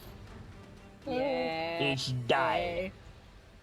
Okay, talk amongst yourselves for just a moment. I need to get you guys some XP. The doctor. That was way cleaner than I thought it was going to be. That was way clean. I agree completely. I'm so surprised with victory then. Everybody gets 720 experience. The doctor's head pops up from the side of the boat. Here's your sword, Miss. Here's your sword, Cyrodiil. Cyrodiil grabs his sword, like doing a quick swipe away from everyone to kind of try and get the water off of it before putting it back in. Totally. Mr. Breck, you'll have to forgive me sincerely. I didn't think it would take you down with it further. It worked out. You must understand. I'm still trying to understand the object and the effects it probably has when affected by the environment. And oh goodness. When muscles tense for future reference, it makes them more dense because it lessens the lung capacity. Is everyone okay? Does anyone need healing? Just a scratch. Shalgo probably needs it more. I'm alright. She already got to me. So the soul file takes 100 per draft. It can hold 3. You're not attuned to the soul file, friend. Oh fuck, I'm not. Okay. Next time, Turtle, think before you try to add one of us to your ranks. I always think things through. It's just I didn't expect the circumstances surrounding our current fight to have taken it in that direction. It's easy to do math when I have the formulas literally in my hand. And he like raises Crownswell. Crownswell opens to Tasha's hideous laughter. That's not This funny. motherfucker. And I assume that's something we all can see, right? Yeah. Okay. Cyrodiil just like narrows eyes even more, staring at the book now. Also, I think we need to make Constitution saving throws, don't we? Water. Let me see. The doctor's gonna swim back to the boat with Shago. Or at least those who were in the water. You have to have ingested the water, which Shago and the doctor definitely did because they got thrown. Yeah. Z is okay. You got dragged into the water, so you probably do as well. Yeah. All right. Con save. Yeah, it's a concept. Let me check the DC because I don't remember what it is. Okay, Brick, you're fine. To be fair, for a while. Shago. Okay, Doctor, you have it. Doc. So the doctor's probably raspy. Yep. Let's see. As well as retaining water, immediate symptoms include throat inflammation and shortness of breath. Yes. So yeah, you're raspy, having to. So yeah, when you pass the sword, like it's obvious to all of you when Dr. Lorelei says like, "Here's your sword." Yeah, she's like having a little bit of trouble breathing. Sir. Doctor. Yes. Like, get back over. Well, I'm trying to think because we forgot about until she got back in the boat. Can we have her still be in the water? Because I do have I have enough lay on hands to cure a disease. Yeah, I mean she can also just come back over. She has a swim speed. Yeah. Yeah, the doctor Well, is. right, but with her being in the water, getting cured, then getting back out. You like have that, no. You have to ingest it. You have to like it has to go in your mouth. Okay. And like when you're thrown or like caught by surprise, like your instinct is to like inhale or scream or something. So that's the way that I'm ruling it, and that's why Z doesn't have to make the save even though Z went underwater, because Z is like aware of it and pointedly did not do so. Mm-hmm. Plus, the doctor is All right, a bit of then. a screamer. Your Fair words. enough. But, God, Fox. okay. Doctor, I know. you come over here, I can heal you. Yeah, no, she'll do it because she's like, oh right, leeches. Yeah, she'll swim over. So yeah, so you use 5 points of your lay on hands to cure disease. So what that means is that you violently expel all of the throat leeches and your breakfast. Thing awful. Oh, Very awful. it's bad. It's bad. And also, you're gonna want to get out. You're gonna want to get out of the river because that's going to attract quippers. Yeah, no, she's gonna swim back over to the boat, head above water, kind of panting a little. Z, you're gonna want to get your non-shell bits out of the water because that's for sure going to attract quippers. Yeah, I think he like draws his legs into the shell, makes sure everything is on his chest, and brings the last arm in, brings another arm and grabs onto the boat. So about this point, you guys are just getting ready to head out again, and you all hear like that like pointed dramatic twig snap from the bank, and you look up like, oh god, what was that? And you see, where in the fuck is it? It got minimized again for no good reason. You see Azaka just like crouched on the riverbank with her longbow in her hand, just shaking her head like, you dumbasses.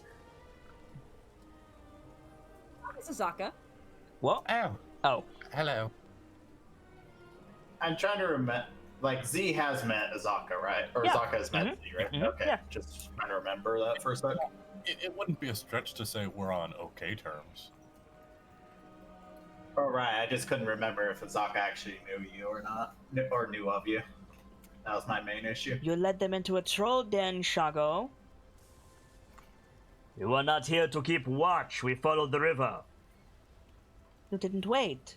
You told me not to. Asaka's chuckling still. Did you have any luck with what you were doing? I think she like tilts her head at you like, what? What do you know about what I was doing? And then she like stands up. She says, we should keep moving. Where do you want me? Which boat?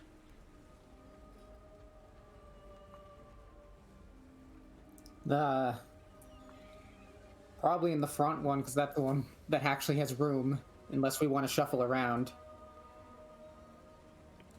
Alright. Doctor, you might want to move back. And she like takes a couple of steps back and like puts her hands on the ground like a sprinter.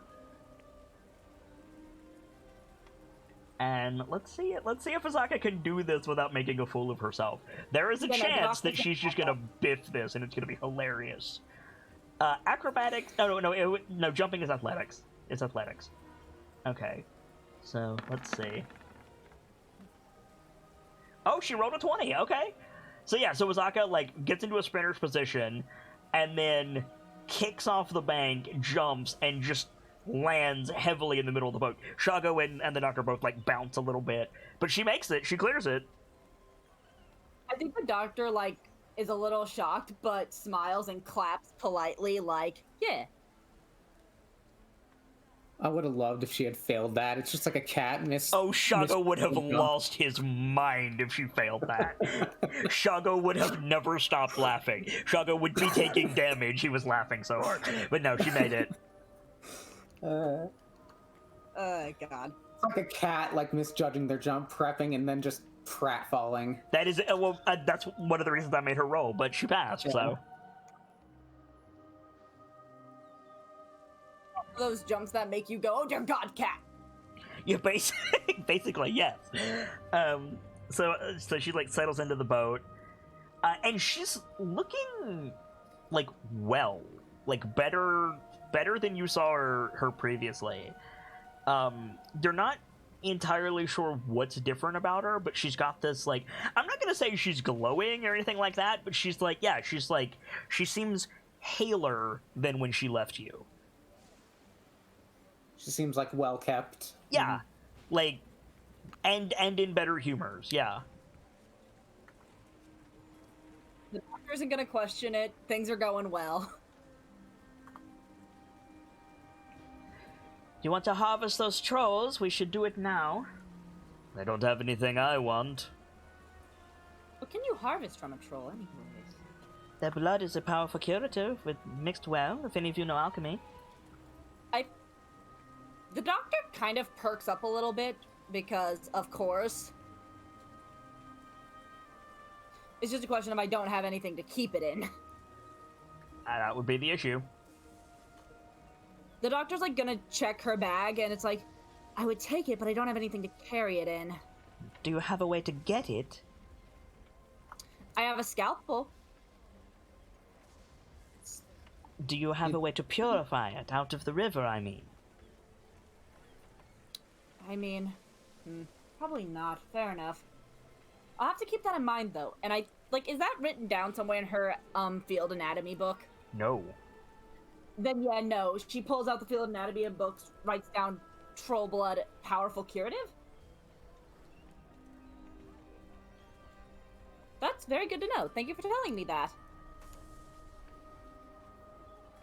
I think Azaka, like, nods, and she does that thing where she, like, reaches over really slowly, and then she just, like, pulls some, like, river muck off your head and throws it in the river. Oh, thank you again.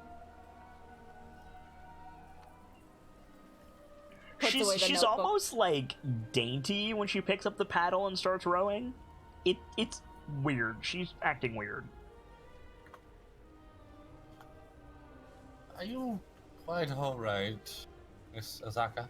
I'm better than the lot of you, I'd wager.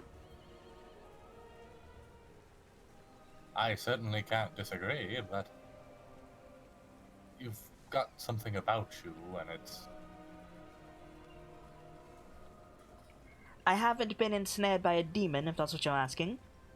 Oh no, nothing of the sort. Unlike you.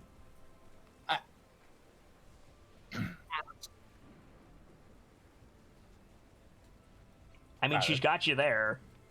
Yeah, it's like valid. Somewhat hurtful, but valid. By the way, Cyrodiil, are you just going to stay on the prow of the boat the whole time? No, Cyrodiil is going to move a bit back, but since Brick's in the other way, she'll just stay at the front of the boat. Okay. Still eyeing the turtle very suspiciously. Right. The turtle is sus. Turtle needs to be sent out the airlock. I do have information, if you want it. What kind of information? The useful kind. Else I wouldn't bother speaking up. Well then. They're looking for you. Well, him specifically. And she points at the other canoe. The fists, you mean? She nods. It was only a matter of time before they came after me. I'm not certain they came after you, Sergeant.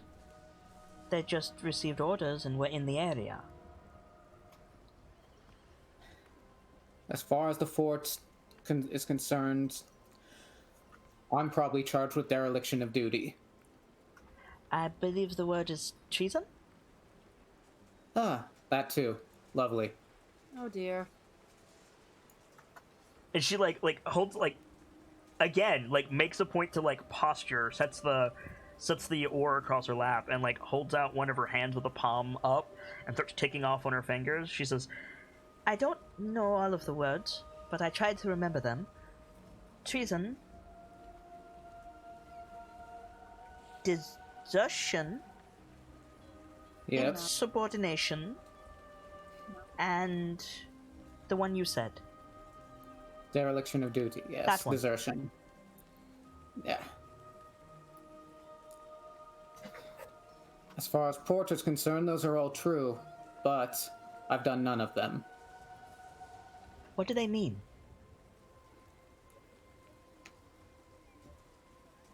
It has to do with my orders from the mainland. I'm sorry, I feel the need to speak up here. Mr. Brick, should I take this as to mean you are a member of the Fist? Yes. I've tried not to parade it around in Chult too much, but yes. We're A good grateful, Sergeant. Yes, it's a very good plan.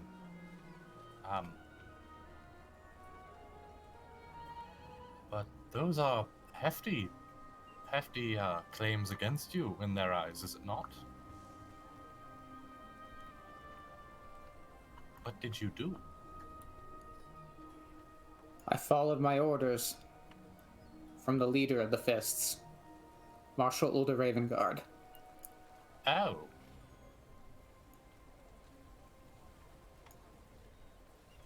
Well, you must be quite special to have commands from that high up. More like I'm convenient.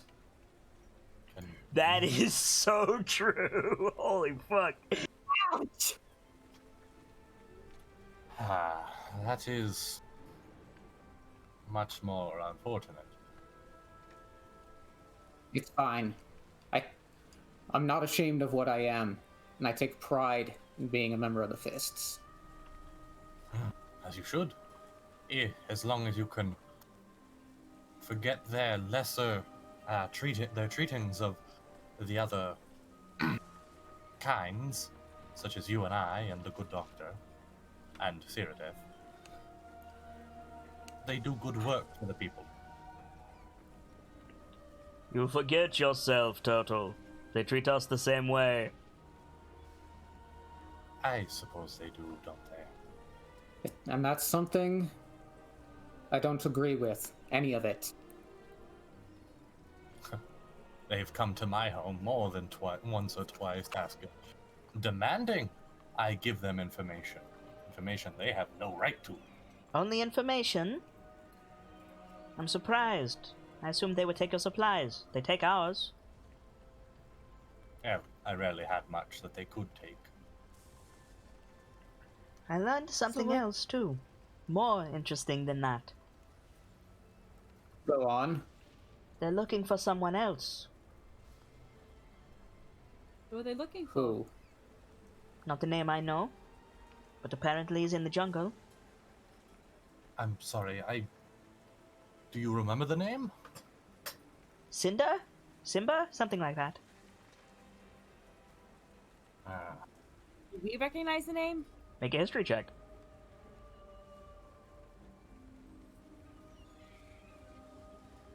Artist Simba. I would say a no for sure on my end. No, Oh, no, no to no. both of you. No to Brick. Wow. Artist Simba. Can't say I know the name. Rick, what are we going to do about Porter and the Fist?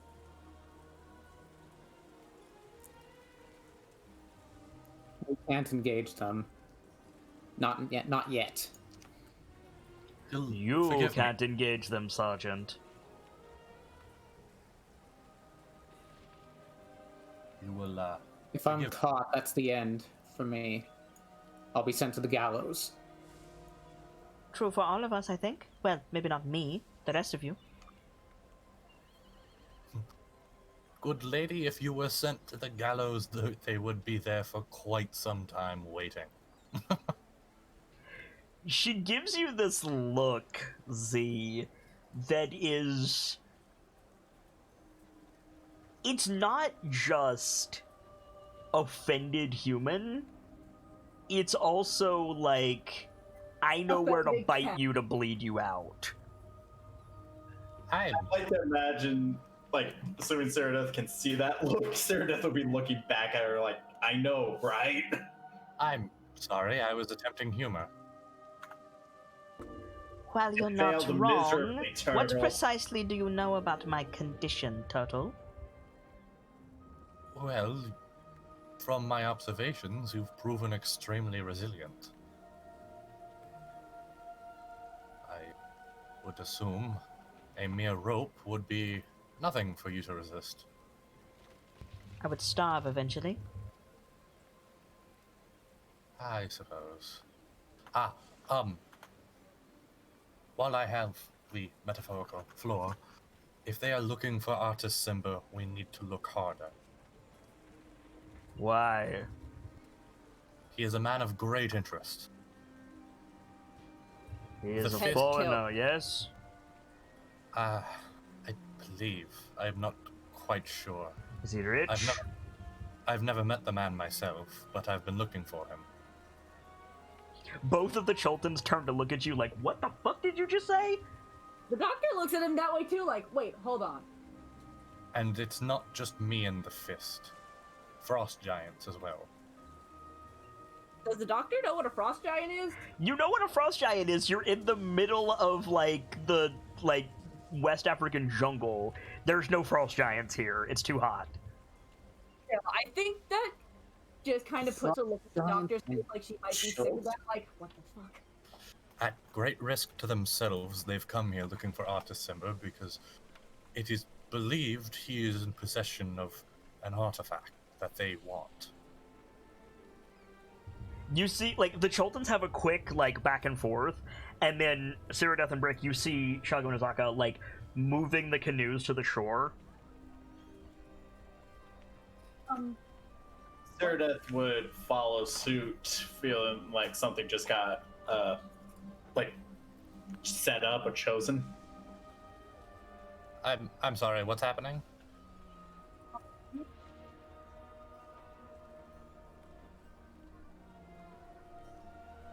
Hello?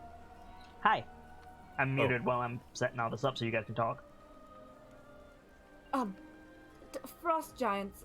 Pardon my medical pardon the unprofessionalism, but what the hell? A Yes. fair question.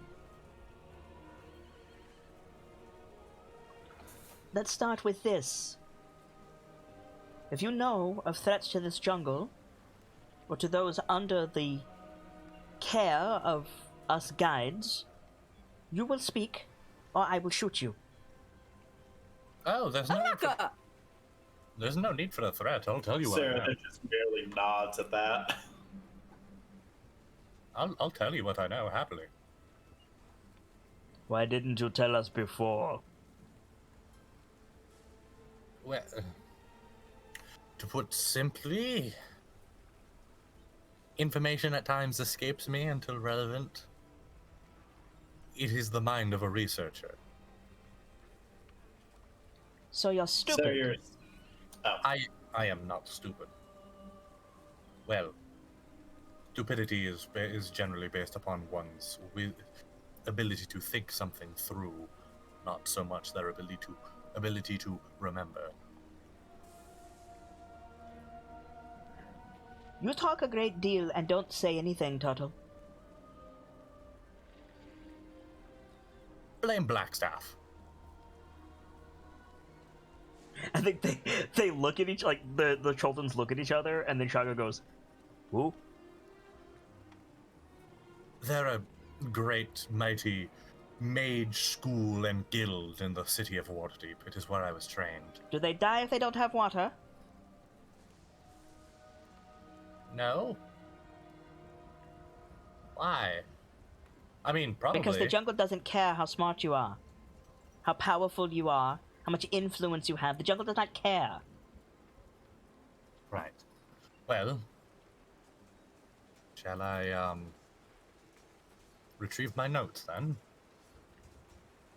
Are they hidden somewhere?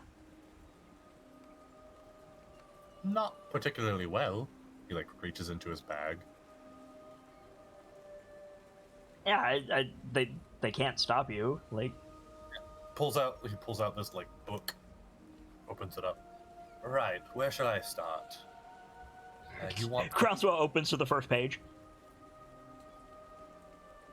Okay, fair enough. So, the first on my notes are the hags. You know about them, yes? We know of the concept of them, yes. What specifically do we know? Oh. There are several here in the jungle. Yes, we knew that much. A green hag, in particular, is of a great threat. Inom? I don't know how to say that name. Type it out. I'll tell you.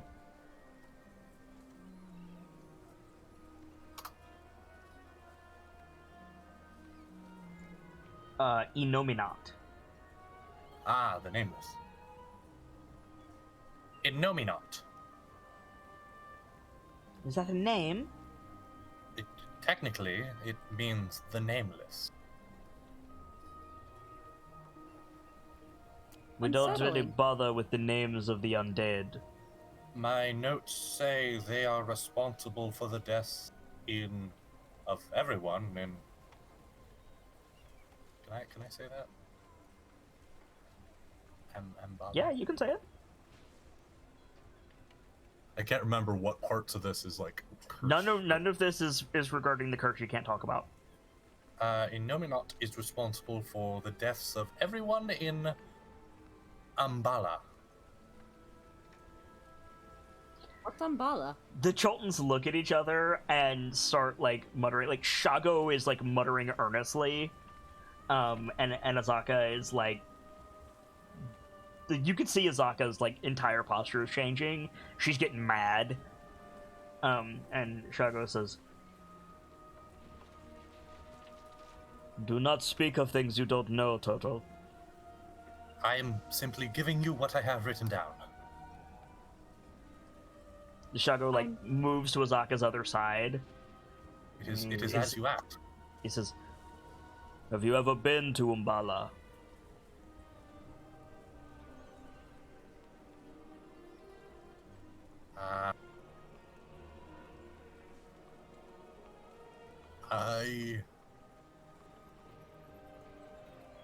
That's not in my notes, so I'm gonna say no. No, I have not. The people of Umbala disappeared long ago.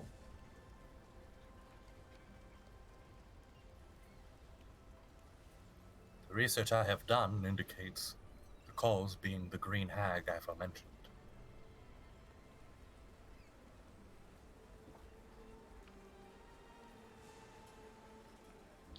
Sergeant, Yes. I am changing the terms of our arrangement. Okay.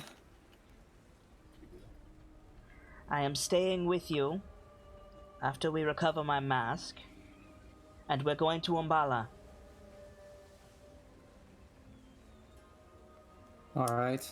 I was up for a second, so I missed whatever exchange happened in the last, like, minute or so. Z said something about Umbala that Azaka didn't like. Okay. Like, she hasn't expounded on why she doesn't like it, so you didn't miss that. Where is Umbala? The opposite direction of where we're going. And opposite your pirates as well. Another detour. Great. It doesn't have to be immediately. But we're going there.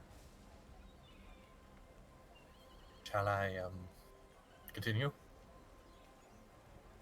I would choose wisdom over extolation, Turtle. That I have given you all I have on that subject. I have a couple other notes on other issues.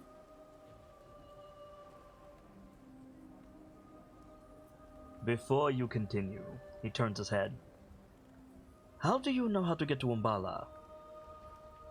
And You know how to get there. Azaka shakes her head and she says, I've only been once. I followed a hunch. From scratch. That gentleman that preceded my presence. And she nods. He had a floating stone. It's from Umbala. Fascinating. I thought that was the Orolonga. Is it? I'm pretty sure it's from Umbala. Let me check. I might be getting this mixed up. I think it was Orlando. I thought Umbala was the place of the gods. Hang on, I'm checking.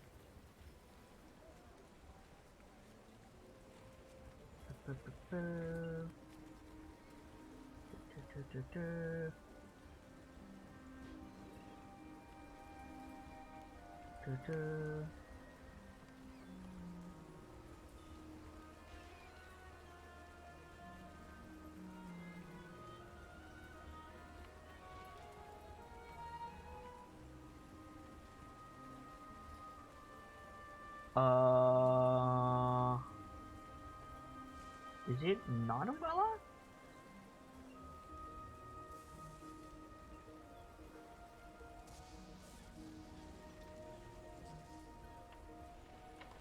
The problem is, and this is, I mean no disrespect for what I'm about to say, but the problem is, a lot of places in Chult sound similarly, and in a language that is based on a language that I'm not super fluent in.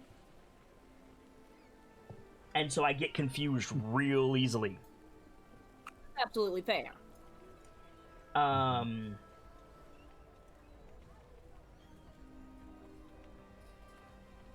I don't see any of them on my handouts immediately. So this is something that I need to look into, but this is relevant. So you guys might be right. I just don't recall. Let's do this. How do you spell Umbala, Gamzee? Is it U or O? I have it as A. It's not an A. No way. Oralunga is an O. Hang on.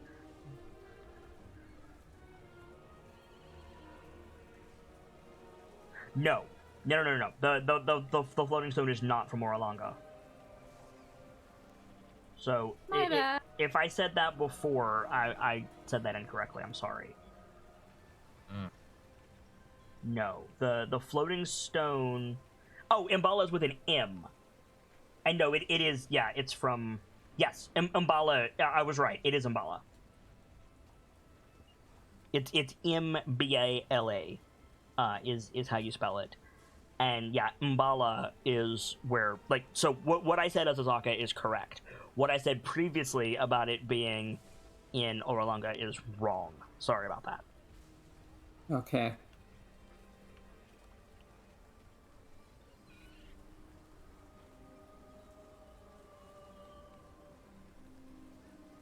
So yeah, so Azaka's like, I've only been once, that's where the floating rocks are. Yeah. Okay, so, circling back, Shago says, be mindful of what else you may know, Turtle, but speak. Right. So as I mentioned, there are frost giants. They are searching for Artist Simba, for he has an artifact known as the Ring of Winter. Why exactly they want this, I am unsure. I mean, other than the fact that it's a super powerful artifact. Right. Aside from it being an item of what scholars may classify as the artifact level of magic items, meaning it is incredibly powerful beyond one's usual thinking. There's no distinct reason frost giants would make the travel for something like this that I can find. The reason I am Frost searching... giants, they are associated with winter, I assume. Yes. So something called the Ring of Winter is probably valuable to them. It is just the reasoning as to why it is so valuable that they would put their very lives on the line that eludes me. We're putting our lives on the line for you. This is true. Will the jungle weaken them at all?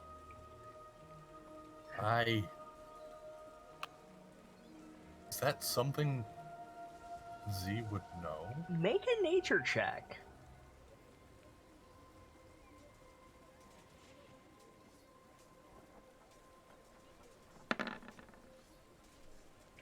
Insofar as it's weakening all of you except the Chultans, like, it's a harsh climate and it sucks. You couldn't say if it's like, if they're taking damage every day, for example. Like, you couldn't say. But yeah, it's definitely uncomfortable, for sure. A deep answer is a bit outside of my knowledge, but I can tell you they are struggling just as much as us, perhaps worse due to their greater size. But to say that the climate is killing them, I am unsure.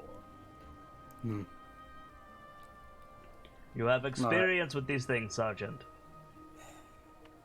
What dwarf doesn't? What are they? I can guess. I know what the word giant is, and I know what frost is, after a fashion, but what are these creatures? I'm curious just how much Brick knows about frost giants. Make a history check. From somewhere else beyond the fourth wall, the bomb cast a pain in the ass. That's a natural 20. You can ask me any 6 questions you want about frost giants. Oh man, that's a lot of questions to think about.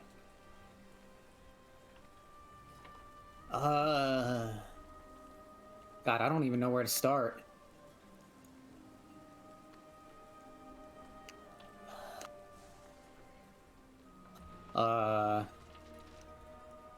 Shit. I was not expecting to get anything. I mean, you got a nat 20. Yeah.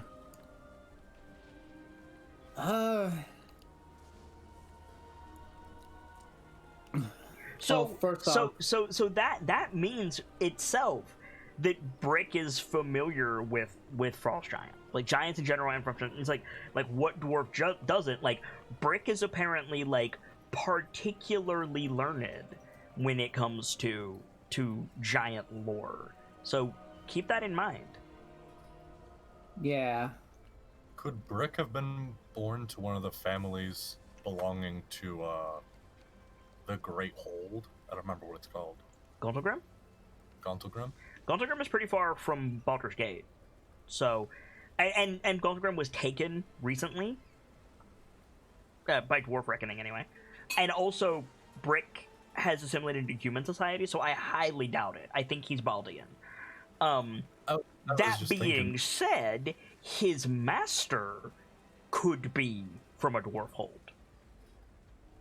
I was just asking because if his family was one from Gauntlgrim, like somewhere down the line, then that would explain. Because, I mean, the far north, you know.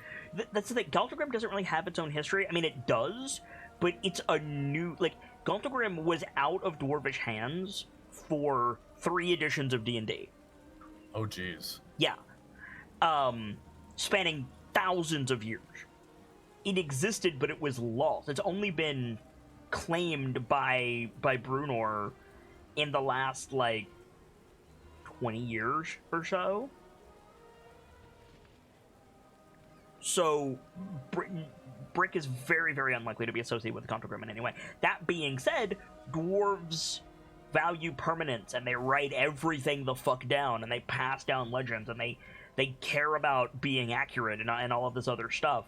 And so in that way, like, even a Baldian dwarf would still potentially know things about dwarvish history. And again, he rolled as good as he could possibly roll, which implies a level of mastery of the subject. Yeah, I guess first off the bat, like, my first question would be, like, do dwarves have a history of conflict with frost giants? Oh god, yes.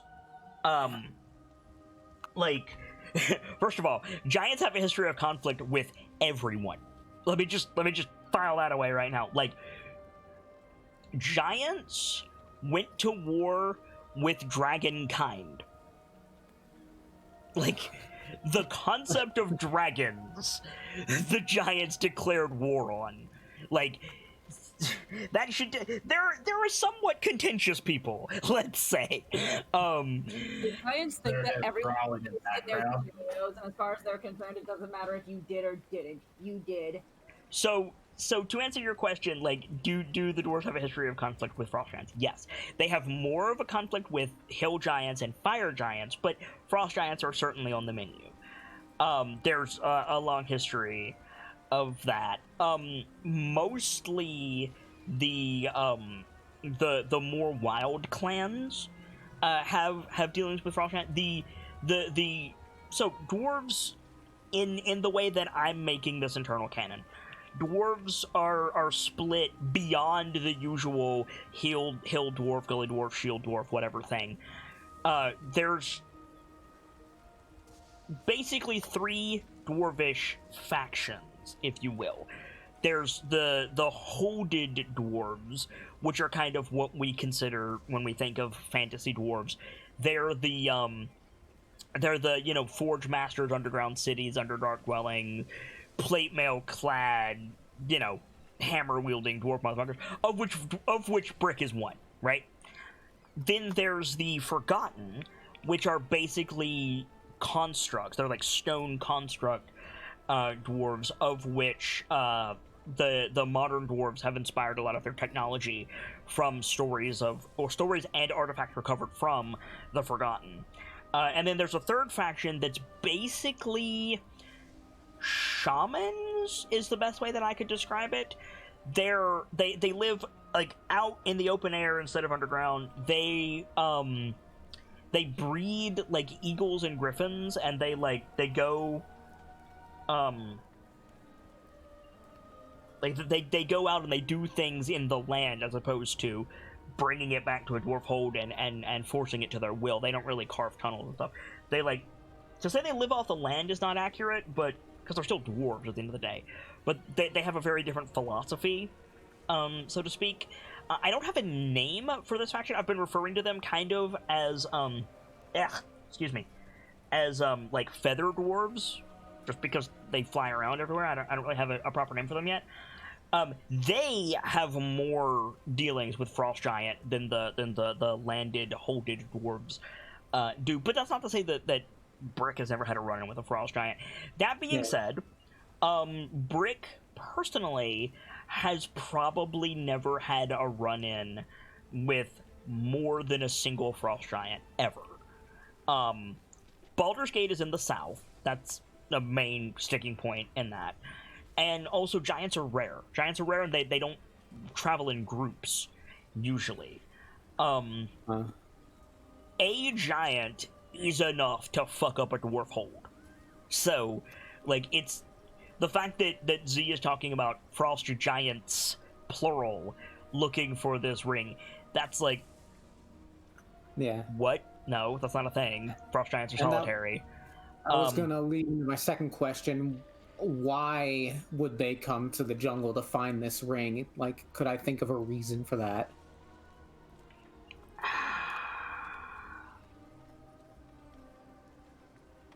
Yes. Okay. The literal answer to that question is, could you think of a reason? Yes. All of them are outlandish. Yeah. Or it could look like a situation of the more Brick thinks about it, the less he likes the answer. Like, they're outlandish in the like, imagine. Let me put it into perspective for you. Imagine you, Vader, are staring an elf in the face. I'm talking about the Christmas elf. You're staring an elf in the face, right? Mm-hmm. You cannot in any way get out of the fact that there is an elf standing in front of you. And you go, why is there an elf here? The only conclusions you can possibly draw are dumb, right? Like, they don't make logical sense. But logic is out the window because there's an elf in front of you, right? Same thing here. Like, if there's a group of frost giants in the jungle looking for a ring of winter, any conclusion you draw is dumb. But it has to be one of them. So, it means they either came here of their own volition, which is dumb, or they were sent here by someone, which is dumb because frost giants aren't organized. They're solitary. That's not a thing. Who could send them? They would have to have a leader of some kind, which is not a thing. Or, you know, like, Oral the Frost Maiden would be back, which is dumb. That's not a thing. Like, there's... Conclusion, this jungle is fucked. Yes! Yes, exactly. Just low-key Brick just like starts thinking, and it's just slowly blue screen fax noise.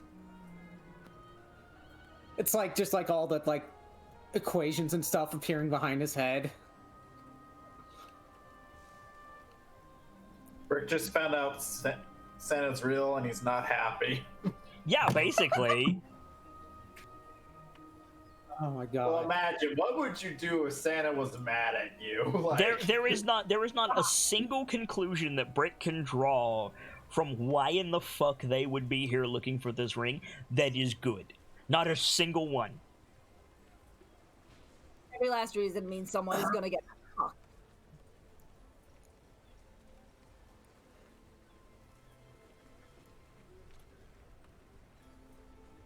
Yeah. Honestly, I'm not sure how many more questions You have four. I have. If You have anyone... 4 more questions. I know, but like I can't. I'm having trouble thinking of more. If anyone has suggestions. Okay, fair enough. I'm sure Gamzee has suggestions. I've got a few. Go on. What's the history between giants and the Ring of Winter? That's not what Brick rolled for. Yeah, I don't know anything about what the Ring of Winter is, so I wouldn't. If they're looking... No, I guess that wouldn't connect that way, would it? Brick Okay. said, what do I know about giants? Damn it, so my question doesn't count either. What's your question? I was gonna ask, what beef do the Giants have against that one guy? Cinder something. Actually, wait. If you relate them, like, if you relate it to, like, how are the Giants related to the Ring of Winter, I think that would apply, and how do Giants relate to our December? Now, unfortunately, the answer to Sibs's question, if you want to take that one, Brick, is either you don't know or probably the Ring of Winter. Whereas if you take Gamzee's question and phrase it the way that I said, if you want to do that, I do have an answer for you. Yeah, what I would like to know their relation to the Ring of Winter. So, to say that it's a giant artifact is incorrect. It's not a giant artifact, but it is something that they have wanted for a long ass time. For time immemorial, they've wanted the Ring of Winter. They've had it previously. They've used it as a symbol of status. They've also used it to gain power, both physical and political. But the main thing is the Ring of Winter allows them to expand. Basically, is the best way that I can describe that. When the Ring of Winter is said to be in Frost Giant possession, they expand their holding. and that they organize more so than they normally do, and it's not good. It's not a good thing. To clarify by expand, like at the very least, does that mean kind of like does it actually expand like winter areas in a sense, or does it just kind of like they suddenly have the military might to expand into new lands? Like, is it a weather expansion or more of a strength expansion? Both. Interesting. Okay, that's fair.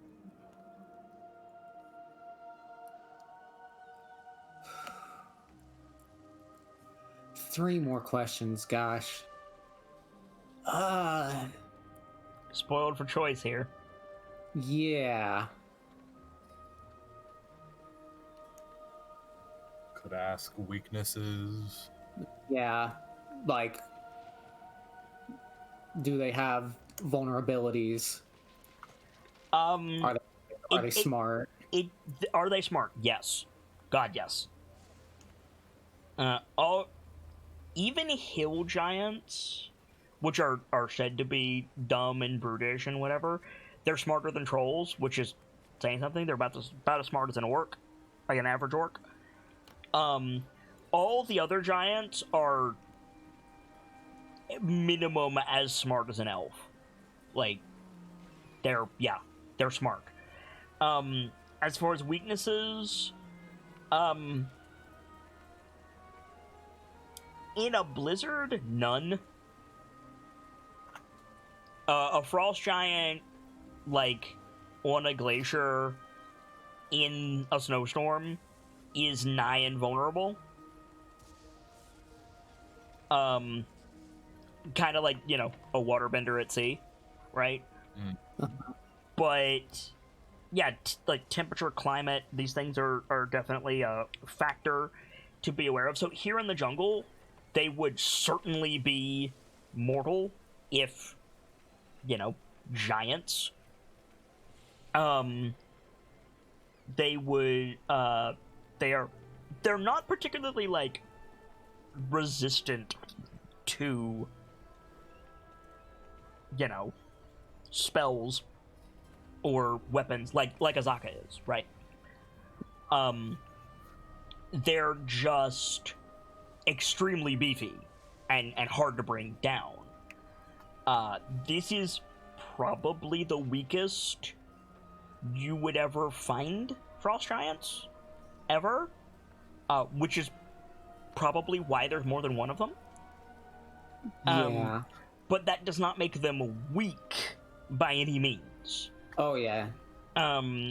Frost giants, like, if there are plural frost giants in this jungle and you run into them, you are fucked, Brick, and you know this. Like, yeah. If they get the Ring of Winter, Schult is fucked. Yeah. Absolutely. Oh, God. Oh, lose situation. Oh, man. Slowly the gears are grinding and Brick likes this less and less and is just kind of thinking, maybe we should just give up now. No, no, Brick's not going to say give up. He's going to be like, we need to find this before they do. There's also a dragon here in Schult, which, like, depending on its color, it's probably your enemy. But if you, but also, depending on its color, if you go to it and you're like, so there's some frost giants here, it might be like, you fucking what? And do something about the frost giant. It also might lose. That's the other thing. Oh, God. The giant was going to be the next thing I brought up. Oh, man. Dragons and giants fucking hate each other. I wonder why. Would that include Dragon Dovahkiin? Sorry? Would that include Ceradus, species? Dragonborn? No. Well, maybe. That's up to you. Like, Cyrodiil has not done anything that that has shown me that she particularly cares about the ongoings of dragons. She's more concerned about, like, the Raven Queen, in the same way that Brick has never really shown to be particularly dwarvish. He's Baltian.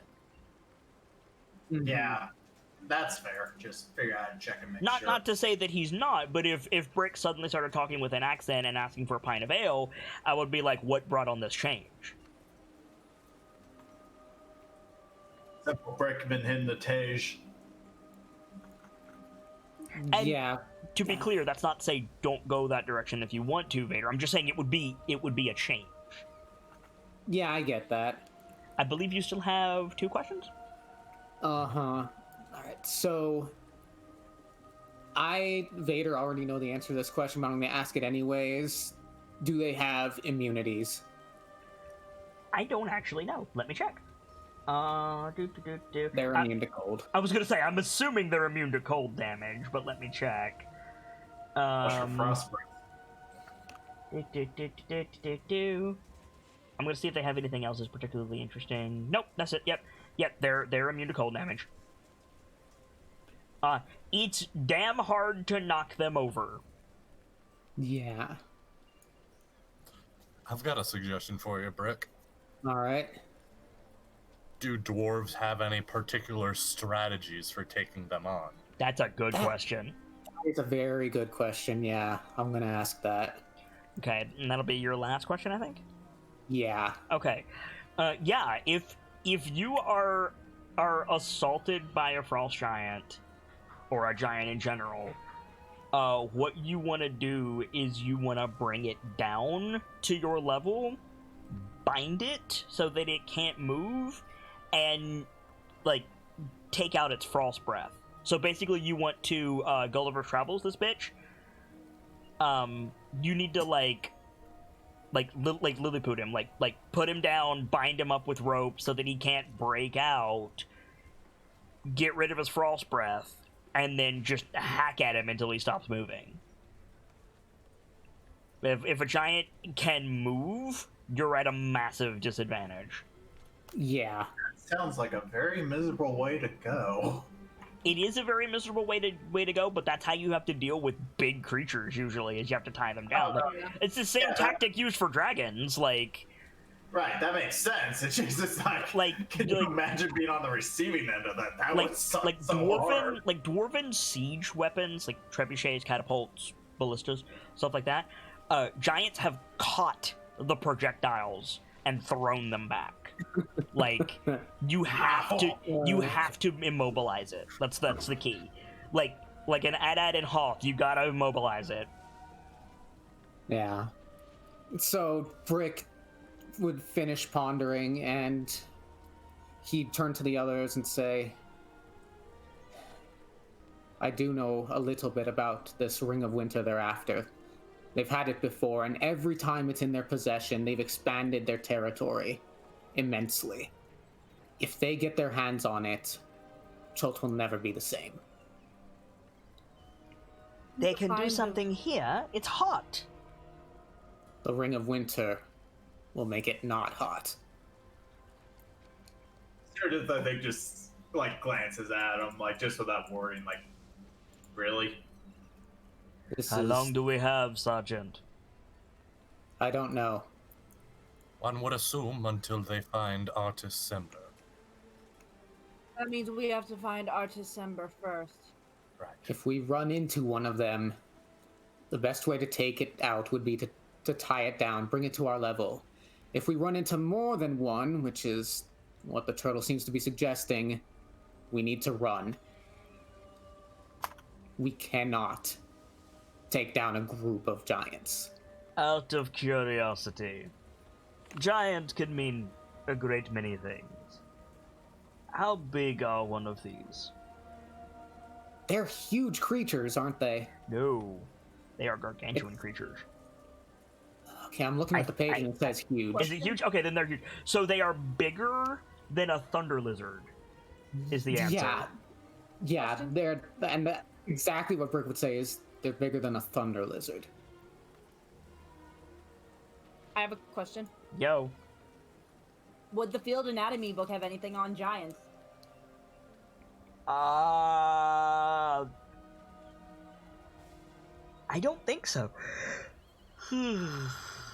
I don't think you've ever had a reason to, like, patch up a giant, so I'm gonna say no. Giant, or have to, like, medically learn if something can be used from a giant. Giants are not friendly. No. So, If anything, the closest she's had experience to a giant is probably at best helping a town after it's been fucking wrecked. yeah, I was gonna say, you might know how to treat a giant-inflicted wound, but that's mostly blunt force trauma.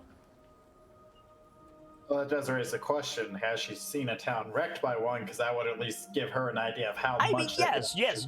Giants are a present threat throughout all of the Forgotten Realms, throughout all of D&D in general. Giants are a thing. Yeah.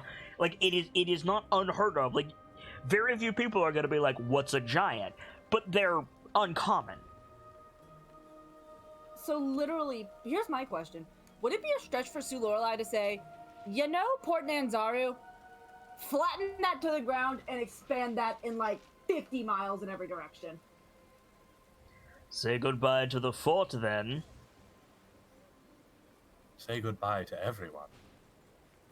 Say goodbye to every living thing within the area. Say goodbye to the princess. Say goodbye to the port. Say goodbye to the fist. Say goodbye to just about everything. So, what you all are saying is if the giants get their hands on this artifact, we're already dead. If they get their hands on this artifact, it is game over for Cholt, and whatever may lay within their purview beyond. Chances are, the world.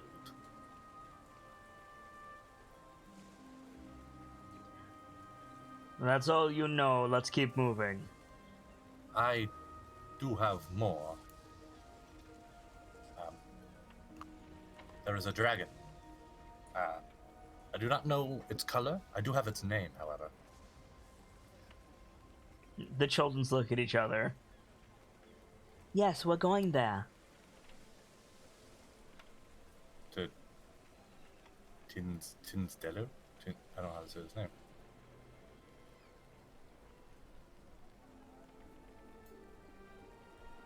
What name?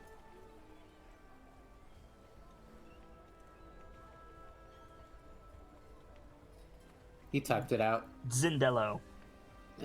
The domain of Zindello? It moved. Are you talking about Tinder? Hinder? Out of character. For the love of God, do not tell me that the Chultons have a nickname for this fucking dragon.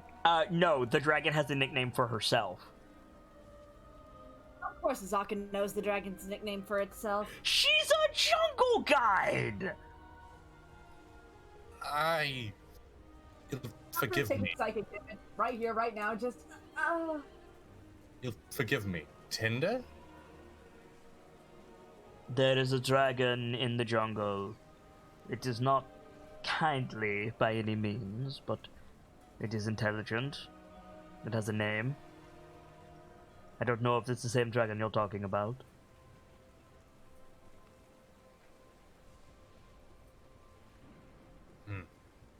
The last thing I have.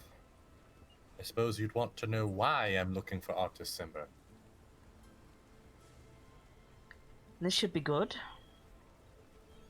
You'll forgive me if this is some sort of taboo subject. It hasn't stopped you before. I'm not. Well, that's because I have very few social interactions and I don't know what I should and shouldn't say. But I'm not sure what he knows, but he knows something I need. And I believe it may be how to bring Ubtao back. Ubtao is gone. Yes, and I believe Artis Simba may know how to get him to come back to Cholt, because we need him. who? Ubtao was the head of the Chultan Pantheon, What precisely makes you think we need Ubtao? because we need him. If I could explain, I would. You understand this. You have seen my struggle, but we need him. Joaquin can cannot help you? Joaquin does not have the strength. It is Ubtao's purpose. It is his being. It is his... I cannot express the mortal terror of the situation we are in without Ubtao. We're doing just fine on our own. Sounds like we need to find this Simba person for 2 reasons then. Before we expand our I don't search... know if you Ubtao could stop the frost giants. Shaco holds up a hand. Wait, Sergeant. We have a job to do that we've already set out to do. We don't know where this Simba is, if he's still alive. More to the point, what makes you think he'll help us? I have no idea. I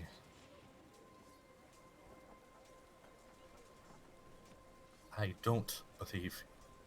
I don't know if he will willingly help us. But that is what you all can do. You possess so much more muscle than I, in a literal sense. Perhaps you can force him, even with that object. Doctor looking vaguely uncomfortable.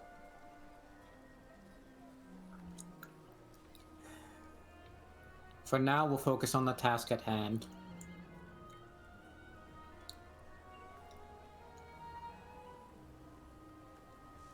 We should keep moving. A human in the jungle is what we need to find. If you see a human, or what looks to be one, do not immediately discount it as, well, it could be him.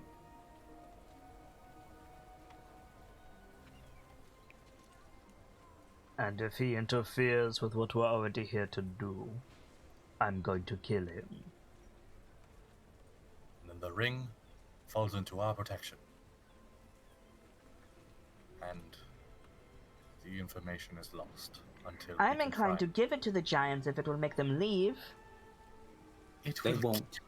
Everyone.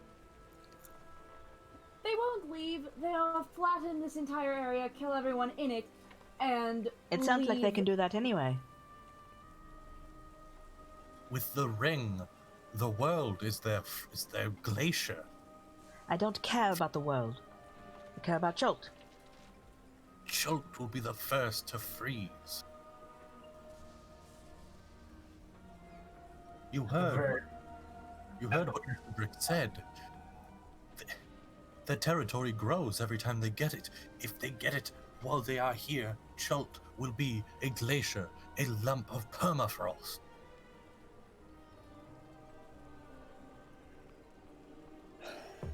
I'm simply being realistic. This is the reality of things, Azaka. I'm not saying you're wrong. I'm saying there are things that my bow and Shaco's spear can't stop. In our protection. We were beaten by ghouls. You were beaten by a bed. Bricks, like, bristling at that.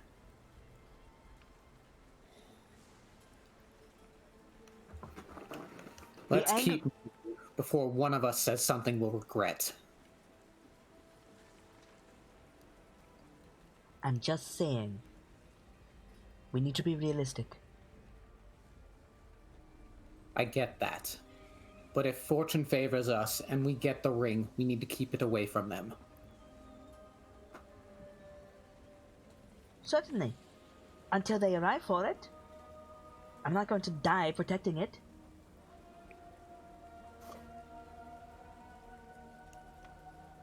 Then that's the fundamental difference between us, isn't it?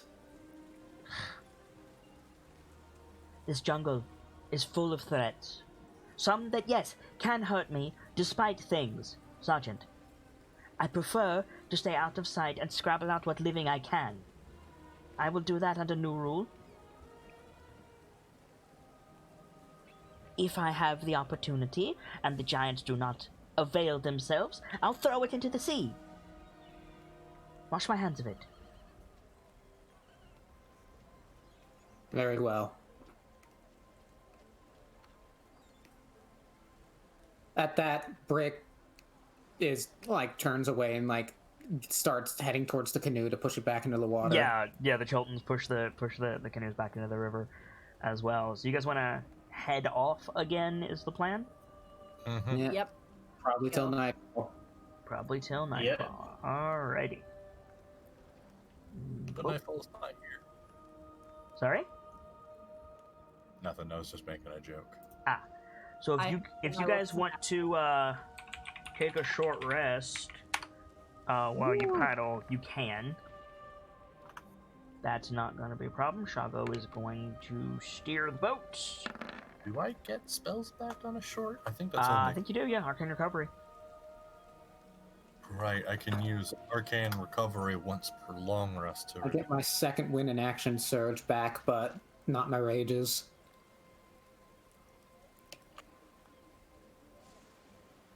Spend a spell slot to recover the spell slots. So yeah, Brick probably seems tired at this point. This is great. I can get all of my first back. Doctor can only get HP back, so I gotta wait until long rest to get my stuff back. So yeah, you guys paddle on, make your way up the river some more. And just before evening, a big fin comes out of the water. And you see a four-legged dinosaur connected to it. And Shago just, jabs it with the spear, and it slinks away really quick. what was that? Not our concern if it's left. Or less that. It is a threat for the unprepared. Not much more. So yeah, so you guys have made it about here at this point. And you pull up... Just taking forever. Sorry? I'm just looking at how much progress we made. Not a lot. Nope. About halfway down the river. Europe. It's a little bit of a way from Firefinger. Firefinger, by the way, can you see this X right here? No. Okay, No. I'll put that on your screen. To be clear, That's Firefinger. Yeah. So yeah, you guys have a ways. Oh, not the token layer, dingus. Put it on the map layer. There we go. And we're there, right? Where the blue blotches? no, you're not quite that far.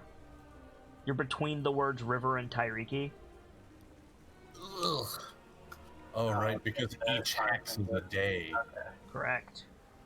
It's better than what I was thinking. But I thought that Firefinger was all the way down at the end, like right here. I mean, sort of. So yeah, so yeah, you guys pull the canoes up to shore. And actually, given where you are on the map, before you opt to camp, before you pull over, Shago will say to everyone, if we sail into the night, we'll have a break in ghoul territory. That's actually a good idea. It's more dangerous to travel at night, but Especially since someone can't see in the dark. we could set up a decent base camp outside of where the ghouls are. So if you guys look, you see this line right here? Yeah. That's the line of ghoul territory. So if you guys can make it basically down one more hex, you would be temporarily out of ghoul territory. You'd be in this area, and you could set up a camp And have access to the power of gun again. That's not to say that there won't be ghouls. It's just You're less likely to call down a Days Gone style horde.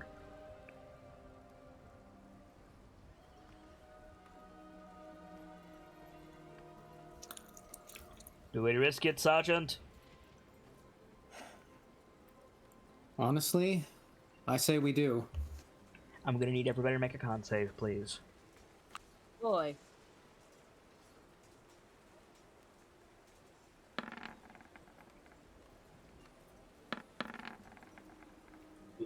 Not the best. Wow. The only person who's gonna get exhausted is Azaka. And I don't think Azaka can get exhausted. Huh. Nope, never mind. She can. She can. I was about to say, that sounds like an oxymoron. Well, no, because she's a werewolf. Well, were-tiger. I thought they couldn't get fatigued, but they can. But yeah, everybody else was fine. So you guys push on into the night. Shago was gonna guide. He has disadvantage on this roll because it's harder to see. Still rolls really well. Good. Somebody roll a D100, please. I'll do it. That's being rolled. In my opinion, it would 100% make sense that most of us were able to pass this. Like, if we think in world-wise, the doctor's a medic. She has to stay up or wake up early. Rick is a soldier. Cyrodiil is also a soldier. And Z is a wizard. Wizards are the tired college kids of the D&D world. I would argue Cyrodiil maybe is not so much a soldier, but I think like a closest thing would be more like a mercenary, like someone who works alone, doesn't really work in a unit.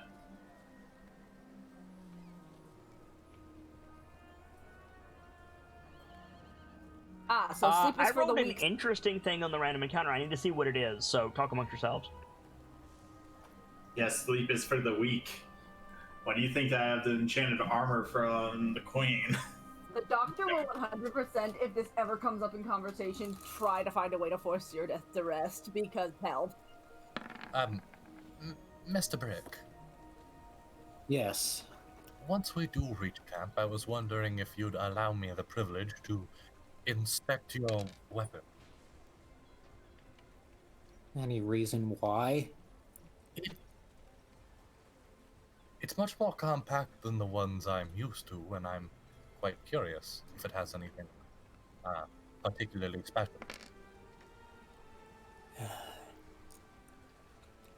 I guess if you screw something up, I'm able to put it back together. Oh, don't worry, I can just cast a simple spell and I'll know all I need to know. Fair enough. As a wizard of what I like to say, moderate acclaim, I've created a spell of my very own that allows me to do such a thing. Finn's perk up, looks over. Oh, what is it? I call it Z's Examination. Using it, I can discern the basic most properties of a spell, and I can discern the basic most properties of an object, what it is made of, why it would be used, and so forth. That's really neat. So to speak, it gives me the who, what, where, and why.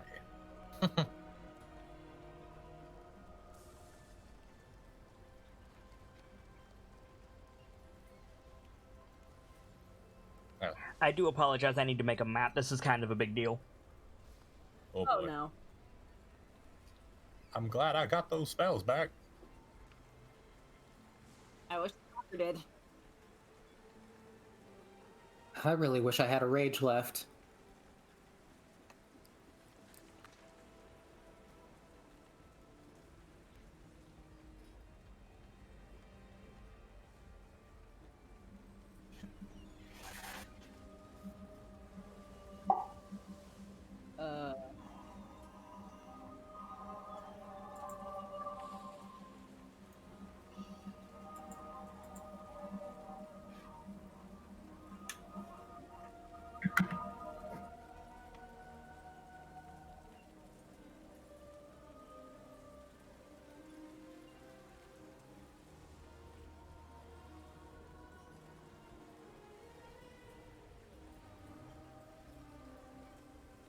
So yeah, so night is falling. You see like a glow on the riverbank of a dying fire. You see a tent set up nearby, and a couple, or not a couple, sorry, and an single canoe. It looks like a relatively pristine campsite. The problem is,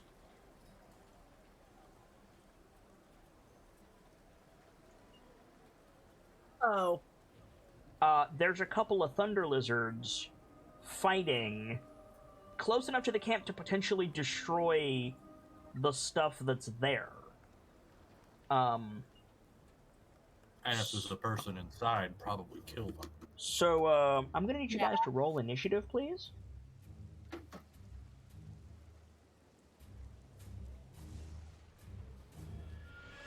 Oh boy.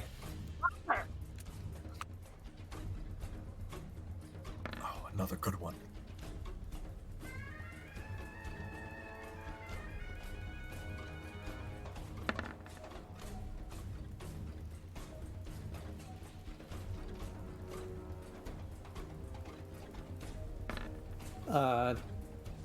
Apparently, Hawky's computer shut off.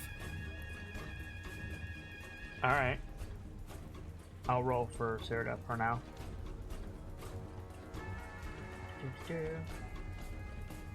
Would help if I opened up the correct thing. There we go. Hello? Okay, I just got back in. I'll go back in. Everything.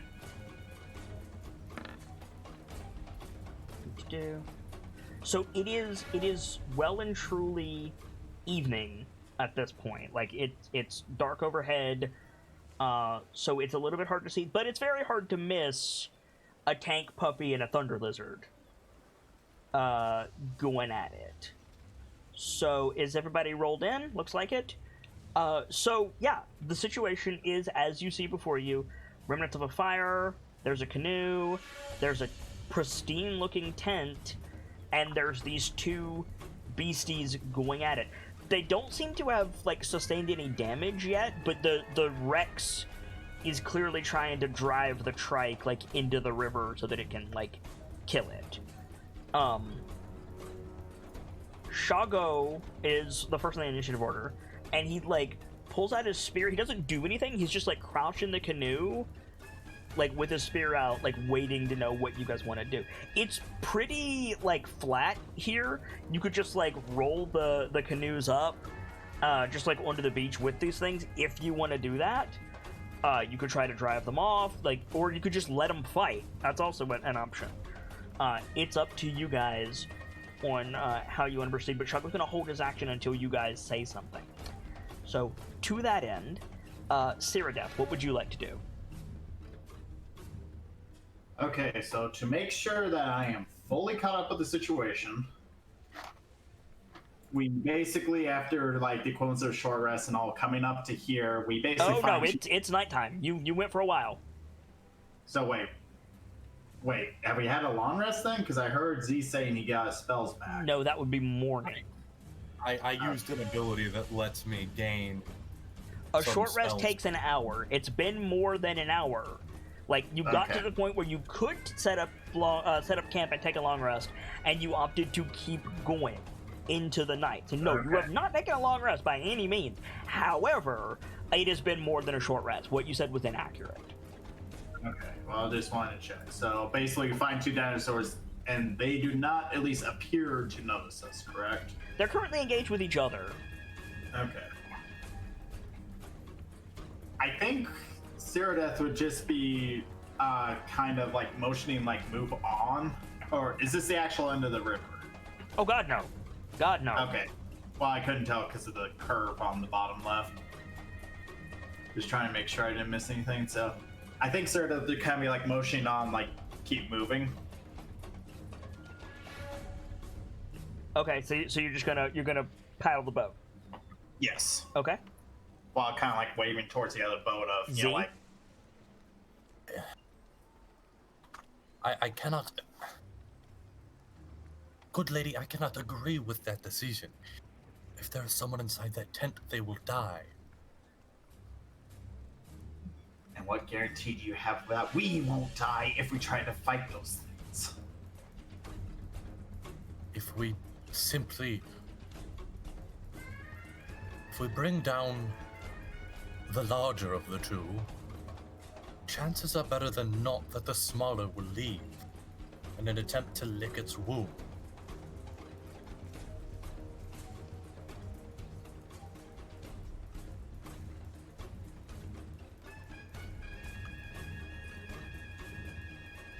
Wait on Z.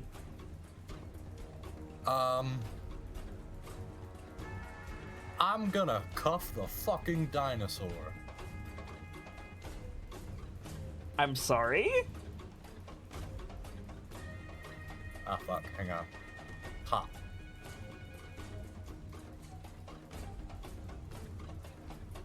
You're gonna put the golden manacles around his little arms? I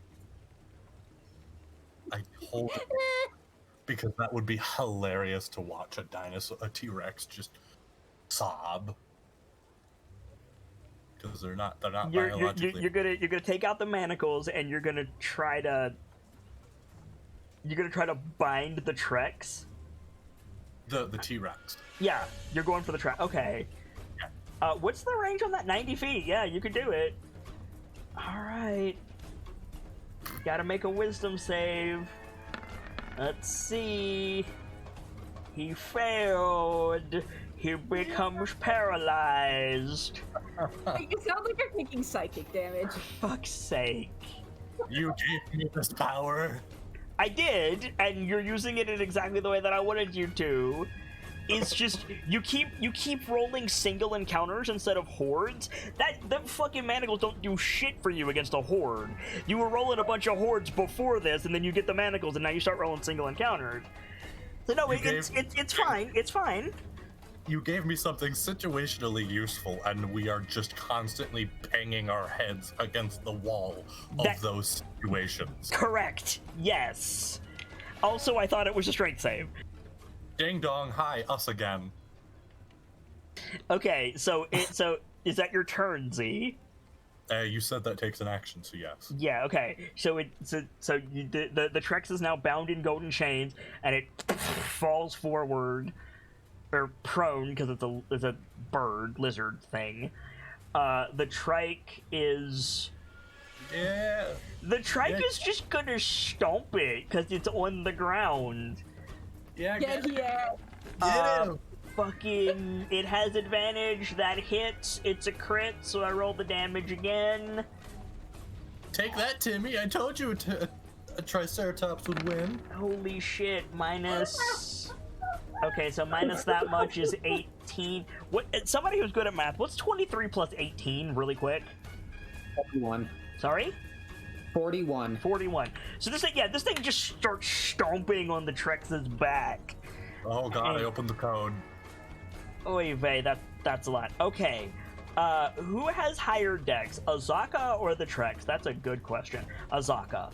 Okay. Azaka's going first. I think Azaka's just gonna shoot it. Azaka's gonna take out her bow and shoot it. Yeah, get the ass. Pew. She hits for 3 damage. Good job, Azaka. And she like draws back the arrow, fires it, it plunks into the side of the thing, and then she looks over at Z, and the look on her face is, whatever the fuck you did, if it kills us, I'm killing you first. The Trex at the end of its turn is going to try to break out of its bindings. It succeeds in doing so. Oh god. Oh. So it shatters the chains with a mighty roar and thunders to its feet at the end of its turn.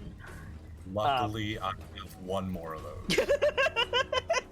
Dr. Lorelei. I have a question. I was reading through the spell message, and it says a creature within range. It says nothing about me needing to be able to see the creature. No, you don't need to see the creature. No, it just needs to be within range. That's true. But you need to know what the creature is. Fuck. Because my original plan was to cast the message to tell the person to get the fuck out of the tent. I mean, you could just yell that.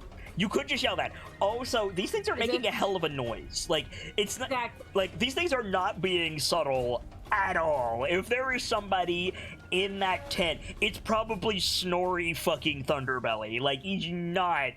Like, nobody is sleeping through this. Then I think the doctor is just kind of like, what should I really do here? Because honestly, if it's not going to try and get someone out of this situation... Okay, so you say, what should I do here? And Asako just passes you the longbow? I'm sorry, what? Shoot it. I don't know if bards have proficiency in bows, and I don't know if the doctor does. Just shoot it or throw another one of those stars.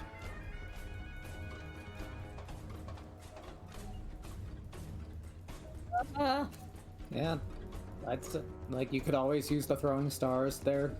Yeah. Wait. I just had an... Oh, never mind. That wouldn't work. Wait. My brain goes, big lizard, frost. Hold on. I had a great idea for you. What? What is it? The big lizards aren't famous for being smart. You could use poison. What does that do again? Let me check.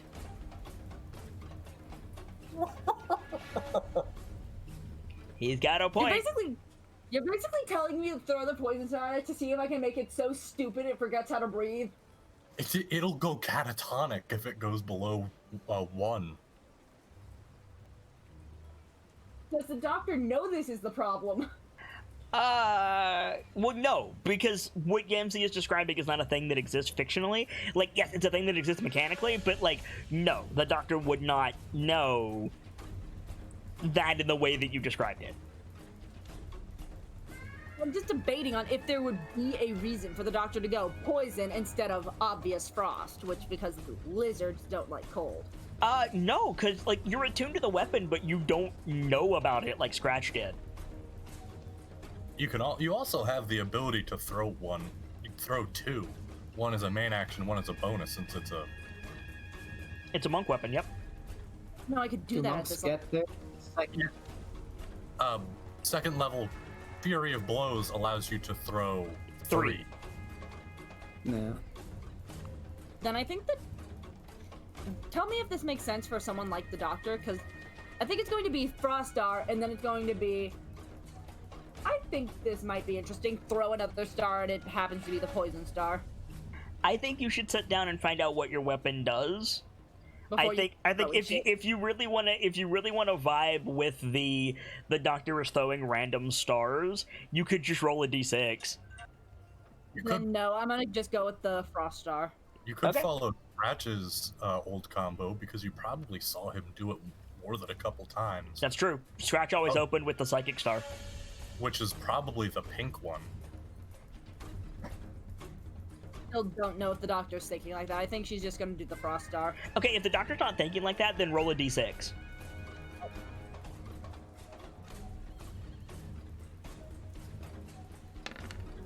Okay, what's the last one on the list?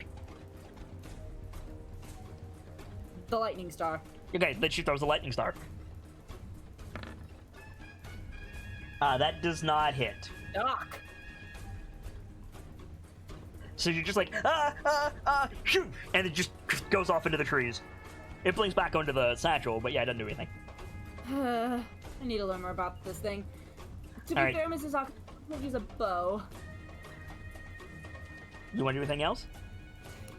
Hand the bow back and probably hand her the 8 arrows she took from earlier. Okay. Brick. Yep. Give me 1 second. Ow.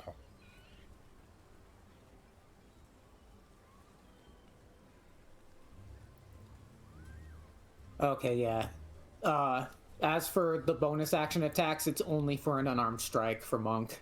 No, monk weapons count as unarmed strikes. Oh. Okay. It's a little different from the rules as written, because it says No, when you... it's not. It's explained in the monk weapons feature.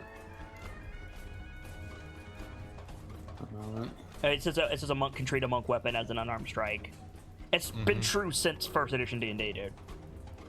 Okay. Weird. Alright.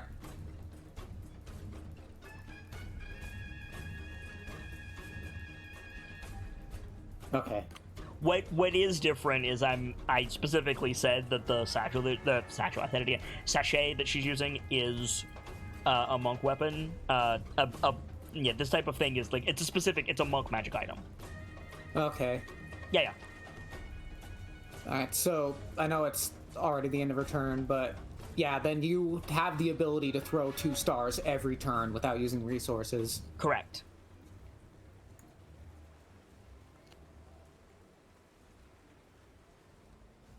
Okay. Brick's going to look at Shago and Azaka and like go like, "Can I shoot?"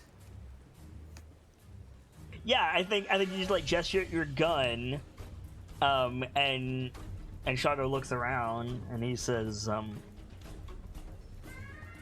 "We've dealt with it before. That's a thunder lizard. Go on." All right, it's gun time. Gun time. Go, gun ranger. Yeah, set up. Yeah, I gotta remove the magic bonus. Rock, clock, clock. Feel the power of my Glock. All right, I'm gonna aim at the T-Rex. Cool.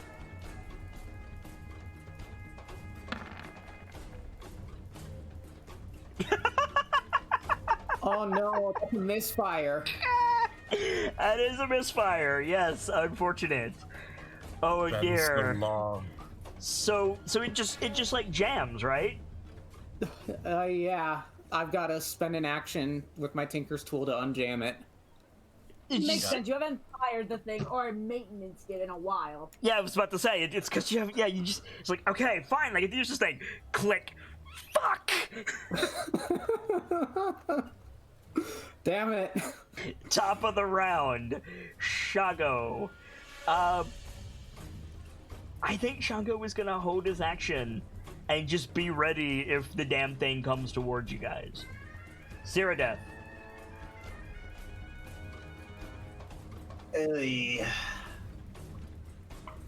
I think since we are currently trying to fight the T-Rex, Cyrodiil is just going to do Radiant Flame against it. Radiant Flame? It's the only ranged spell I got! Sacred. Sacred Flame. Or sacred, sorry. No, it's fine. I was just like, do you have a different ability? Sorry, that was just me being an idiot. No worries, no worries. Sacred Flame. So that's a probably deck wouldn't have said save? that. Dex save, yes. Deck save. This thing is not super dexy. Roll to 5. Go ahead and roll damage. That hit.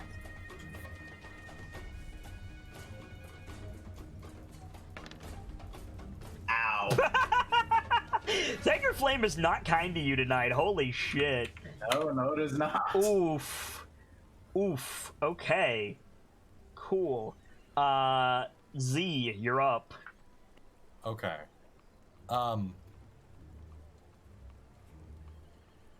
Well, I'm gonna do the obvious thing, and I'm gonna chain it again. Okay, you're gonna chain it once more. It's gonna make a wisdom save. Here we go. Roll to 3. Good job, Trex. Falls back from. When this thing if this thing gets up, it's gonna go right for you, Z. You're aware of this, right? Oh yeah. Like, this thing is like, okay, fuck this thing. Alright, so you bound it up again, it falls prone, just in time for the trike to step on it.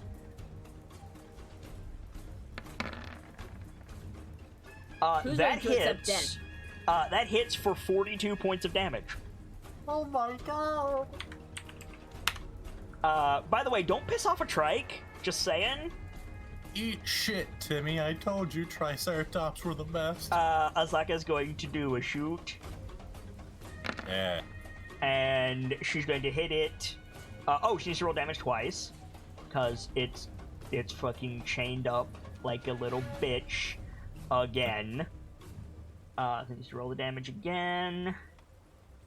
This -2. 13 total. Good hit, Azaka. Like, Z is going to die if this Trek gets up. Like, it's gonna one-shot him. Okay, Trex is gonna try to break out. Here we go. That is a 20. Oh no. Oh, shit. no. Trexie Boy is up again. Okay, Dr. Lorelei, you're up. Save me. Roll another d6, I guess. Okay, yeah, roll another d6. Eat that star. World star. Second one. Star. Throw it. That gives your next attack. It was the psychic, right? Yep. Yep. That Oh. does not hit. You want to throw Damn one it. as your bonus action? Yep. All right, roll another d6. 5, because the star hasn't blinked back yet. Right, you're right. So that's the one you threw last turn. That's the lightning star again. Because Vader's No, right. that's Vader's that's right the- because it would be a d5.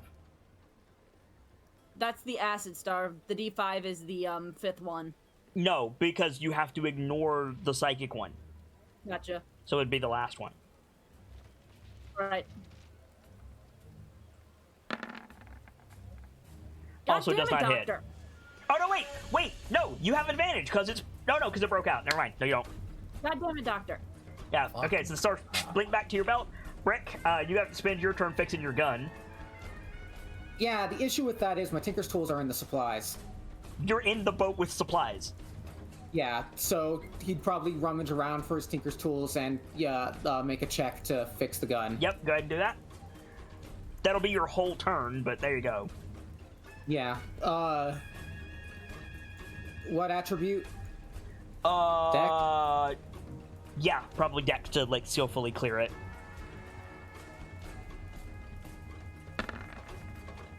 You good? Cool. Okay. Shago's gonna hold his turn. Cyrodiil. Yeah, the DC was 9. Again, gonna be sacred flaming it. Okay. So that's a deck save from the boy. Got a 13. If it matches, it saves, right? Correct. Okay, so nothing. So nothing happens. Okay. Z, you might want to start fleeing at this point. Yeah. So, here's my plan. Mind you, it's not a good plan. Taking out the bishop. Set that on my chest so it can do its magic. Okay. And then I activate oh fuck mode. What's oh fuck mode? I turtle. That's not gonna help you, friend. No, but with the power of the bishop, maybe. Okay, the trike is going to try to gore the Trex. Shouldn't the bishop go? Since it acts on my yeah, the bishop should go. Guess what the bishop doesn't do? Anything? Correct. The trike misses. Good job, trike. Azaka is going to do a shoot. Continue firing. Azaka also misses. Good. The Trex is going to try to knock the trike away with its tail. Which it manages to do. So, smacks it with its tail. Knocks the trike back. And it just comes charging into the water. This thing has a movement speed of 50 feet, by the way. The Doctor fucking screams. Yeah, pretty much. It's just going to go right up to Z and open its mouth, scoop up water like it's some kind of deranged hippo. Z, you're more or less helpless inside your shell, right? What I'm saying is I don't think you can roll to resist being picked up by this thing. No. So it's just going to chomp down on you. Oh no. Alright, give me the new sheet. I have a question, friend. Hmm? What's your armor class in this form? 21. Okay. there's no reason for attacks against you to have advantage in this form, right? Particularly. Okay. Not that I'm aware of. Cool. If the Trex had advantage, that would have been a nat 20. If the Trex had hit with that critical, it would have been... I'm doing math. Give me a second. 71 points of damage. You would have died instantly. Oh my god. What in the hell? As it stands, you do not die instantly because it only rolled an 18 to hit and therefore does not pierce your shell. However, you are bound in the Trex's jaws. Dr. Lorelei. Oh fuck, oh shit, oh god. Roll a d5, d4. It would be a d6 because they blink back at the end of your turn. Big question. I don't even know if the doctor could be moving right now because this is terrifying.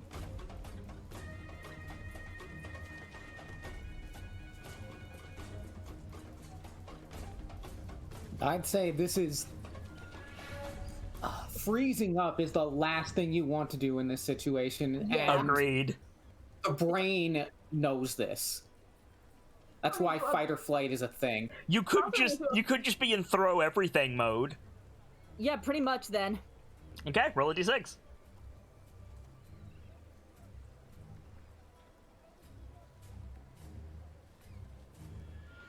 Wrong command.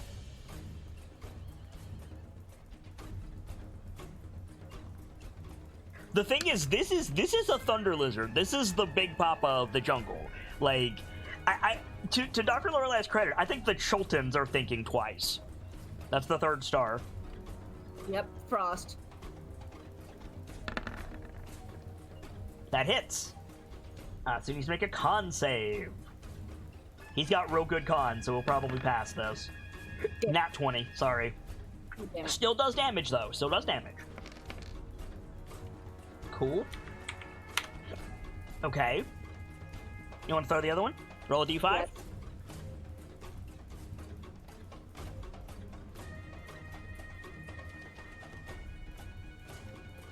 First one on the list. That would be the Firestar. Oh god. Throw the Firestar. You just gave me an idea. That hits. He needs to make a dex save. He's not terribly dexy, so we'll see. Rolled a 12, so he ignites on fire. Him do a burn. You just gave me a great idea. Cool, so there's that. Great. And then what specific... So, like, on each of its turns, it just burns until it puts the fire out? I think that's until how that goes. Equal to one of the monk die. Yep, okay. Cool. So that's your turn. Brick. Alright. Gun's fixed. I'm gonna spend a point of grit to impose advantage on this attack. Like, I'm taking careful aim, and I'm gonna try to fuck this thing up. Let's go. Let's do it. That hits. Go ahead and roll damage. Good hit. Very good hit. It is not dead. I wouldn't be dead yet. The mighty Shago. I think he pauses. Sorry, go ahead. What? He's questioning deeply his choices of who he Actually, votes in the jungle. I'm not done with my turn yet. Oh, sorry. I thought you only had one attack. Go ahead. Sorry, continue. I'm gonna use my action surge. I got that back on the short rest. Then yes, by all means, shoot him again. I'm gonna spend my second point of grit, impose advantage again. Nice, good call. This man's existence. That does in fact hit. Go ahead and roll damage. Hey, Brick. Yeah? How do you want to do this?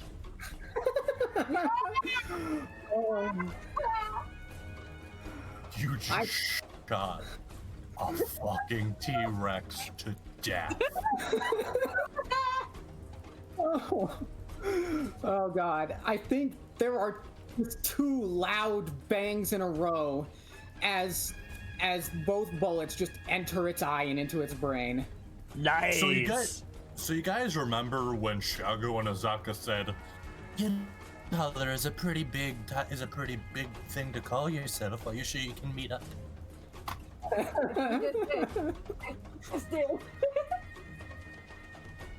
Yeah. For the record, everybody gets 750 experience again. Oh my As god. the thing crashes. Oh no. Oh no. It crashes in the tent.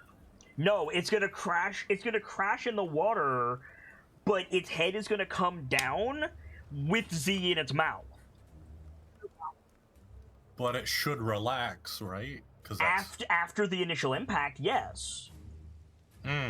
So well, that means like, I'm taking damage. yeah, that's what I'm saying. Like I'm gonna make one last bite attack. It cannot crit. If I roll a crit, it does not matter. But you might be taking some damage here. Yes. I think like fair is fair, right? Mm-hmm. Yeah.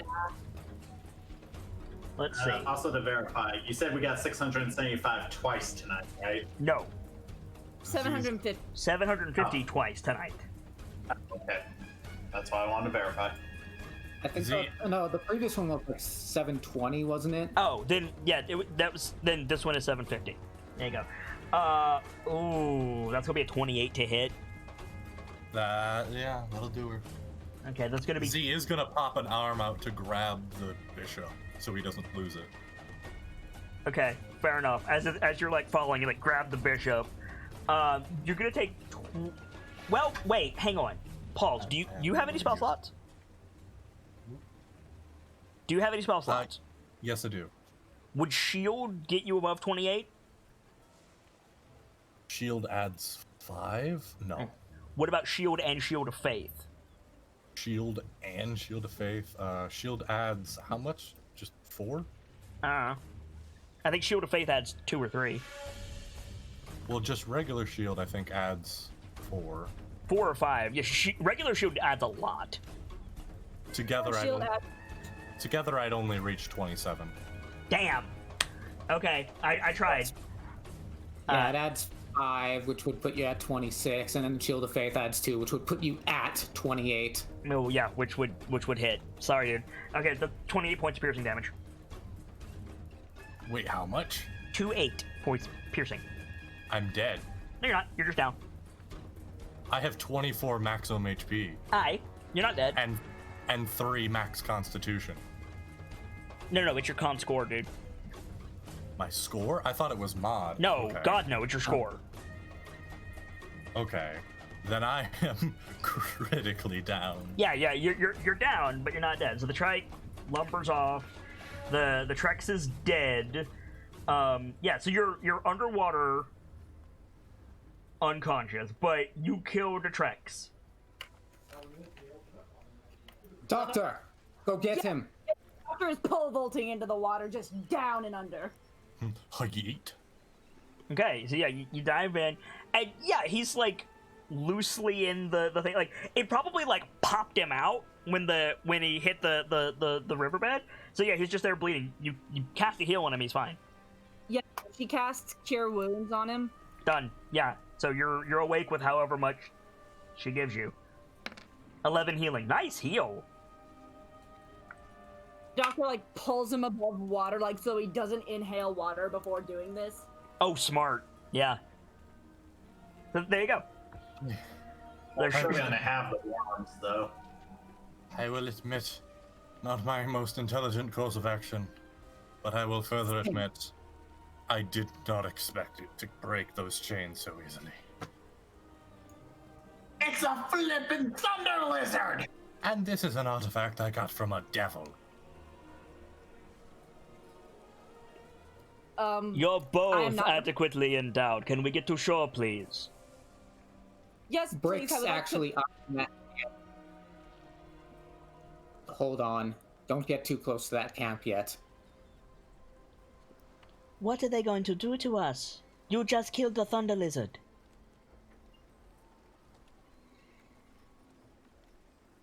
I dare say we should call you Thundercaller, because that was loud. The last time I saw an abandoned camp, it did not end well. I'm not saying don't be careful, Sergeant. But we should still get to shore. There could be supplies. And it might be safe. Yeah, I'm not saying don't get to shore, but just... So yeah, they start, like... Rick might actually, like, be trembling a bit, like... Yeah, no, completely fair. So I think it's fair to say that you could, like, dock the canoes, like, there, like, far away from the camp. Which I know it doesn't look like that far, but mimics are slow as fuck. Yeah. So that's probably adequate. And yeah, like, Azaka still got her bow out, Shago still got his spear out. Who wants to approach the camp? It's definitely, if there is anybody here, it's definitely a camp for a smaller party than y'all. The doctor is healing Z, so it's not gonna be her. Fair enough. I think Saradoth is going to be the first to approach, shield held up, sword to the side. I think Z's busy mentally recovering from that. Well, okay, I mean, Z is probably going to be wanting to stay back considering he was just inside the Thunder Lizard mouth. I told you. We got rid of the big one and the little one skidded off. Those are for Z. So I got an additional 10. Nice. You got an additional 16. I rolled it twice. Oh, I'm a max. That would put me far past max, but thank you. And the doctor's like, does anyone else need healing? Because, like, she's in medic mode again. We're good. I think only Z got hurt. Impressively so at that. Did you see the way that thing moved? Unfortunate. If the other one hadn't trampled it so horribly, I don't think I would have killed it. And hopefully whoever's camp this is okay. The doctor nods. Hell, maybe it'll be Artist Simba and this will all be worth it. Speaking of which, Azaka dives into the river. What? She's probably going for its body.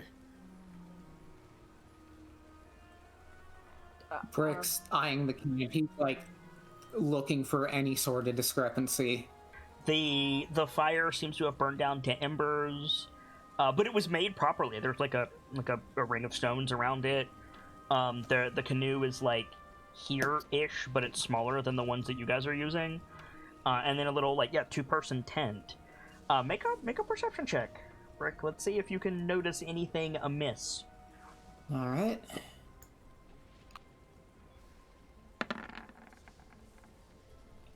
Looks like a tent. Can I make one as well, since Saradoth is, approaching the camp first? Sure. Although if you don't move your token, I don't know that you're checking first. I moved in front of Shago. You moved in front of Shago, but that doesn't... Regardless. That's fair enough, then. With that roll, nothing seems to be amiss. It seems like a... Damn it, why can't the numbers be switched?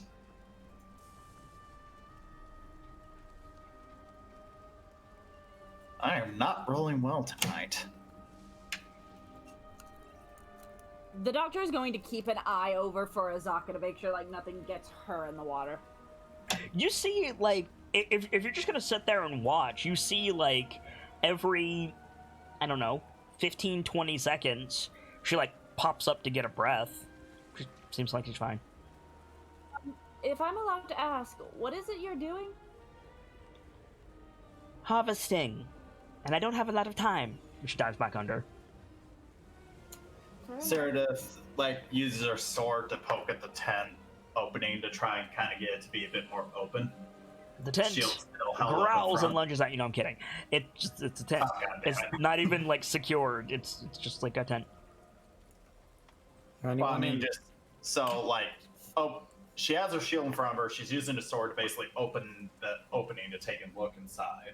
You look inside, and there's, a bedroll, and a pillow, and some mosquito netting. There's a lantern that is not currently lit. And there's a, like, traveler's pack.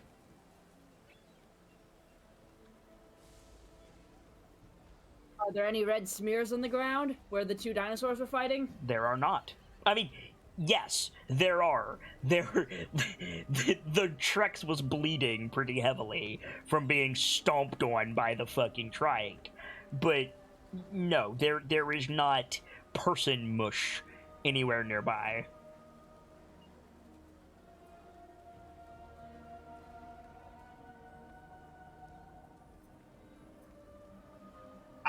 Question. I'm just trying to Yo. think. Like, assuming that Sincerideth knows about Schult, at least the port and all knows Schult dialect, she would know enough to realize that Trike was not a meat eater, right? Like, that would be something fair to say? No, I don't think that would be fair to say. However, the trike fucked off when the Trex wasn't interested in it anymore. It just left. True. No, I don't think it's fair at all to say that you know that a Triceratops is a herbivore. No. Well, okay, that's fair. The reason why I'm asking is It's not here. Well, Definitively right, not okay. here. Cerideth would shout to Shago, basically, what are the odds that one of those thunder lizards ate whoever was here before we got here? Impossible to tell until you tell me I can come over there.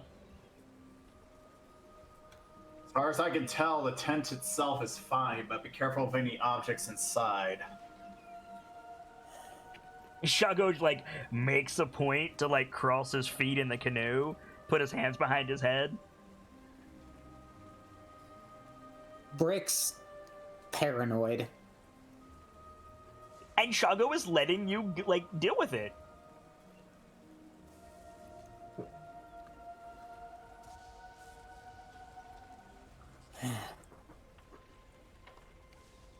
The doctor scratches Rapier out just in case shit goes down. Shago, if you're not going to help them, help me. Fine. Shago dives into the river. I think Brick is actually frozen in place. He can't get himself to take another step. I think the doctor, It's not right. I knew it wasn't right. Why For the didn't I do record, I'm gonna put something very scary on the board. Don't worry. I need an allegory. Nothing's wrong. It's fine. I think the... Is this like talking to himself aloud? Yeah, he's like muttering and stammering. He doesn't seem to be okay. Yeah, no, the doctor's gonna like walk over to him and like put a hand on his shoulder. Like, he starts, looks over, takes a deep breath. I'm okay. Are you sure about that, Sergeant? What's past is past. He walks over to the tent and takes a look inside. You see a bedroll with a nice pillow and a blanket, a lantern that is not lit, and some mosquito netting, and the backpack that I mentioned. It's a rather fancy tent. A little bit. Like you said, like the pillow and blanket are nice, as in, like, do they look like particularly... No, I wouldn't say they're fancy. They're just comfortable. Like something. They were probably more expensive than stuff you need to survive on the trail, but they've been used for a while.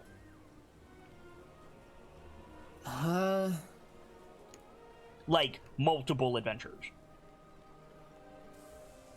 He's gonna turn to Cerideth and just say, if something pops out, you've got my back, right?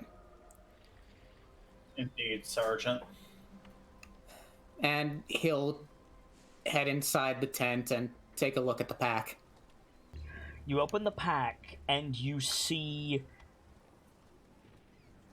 really, really good medical supplies.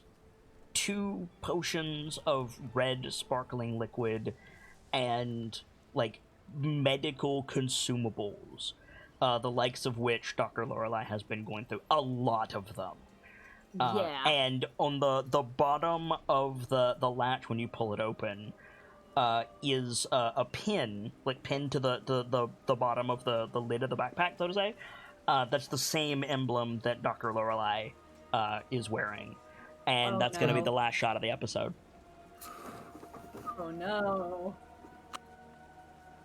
Oh man. Or oh yay. Who knows?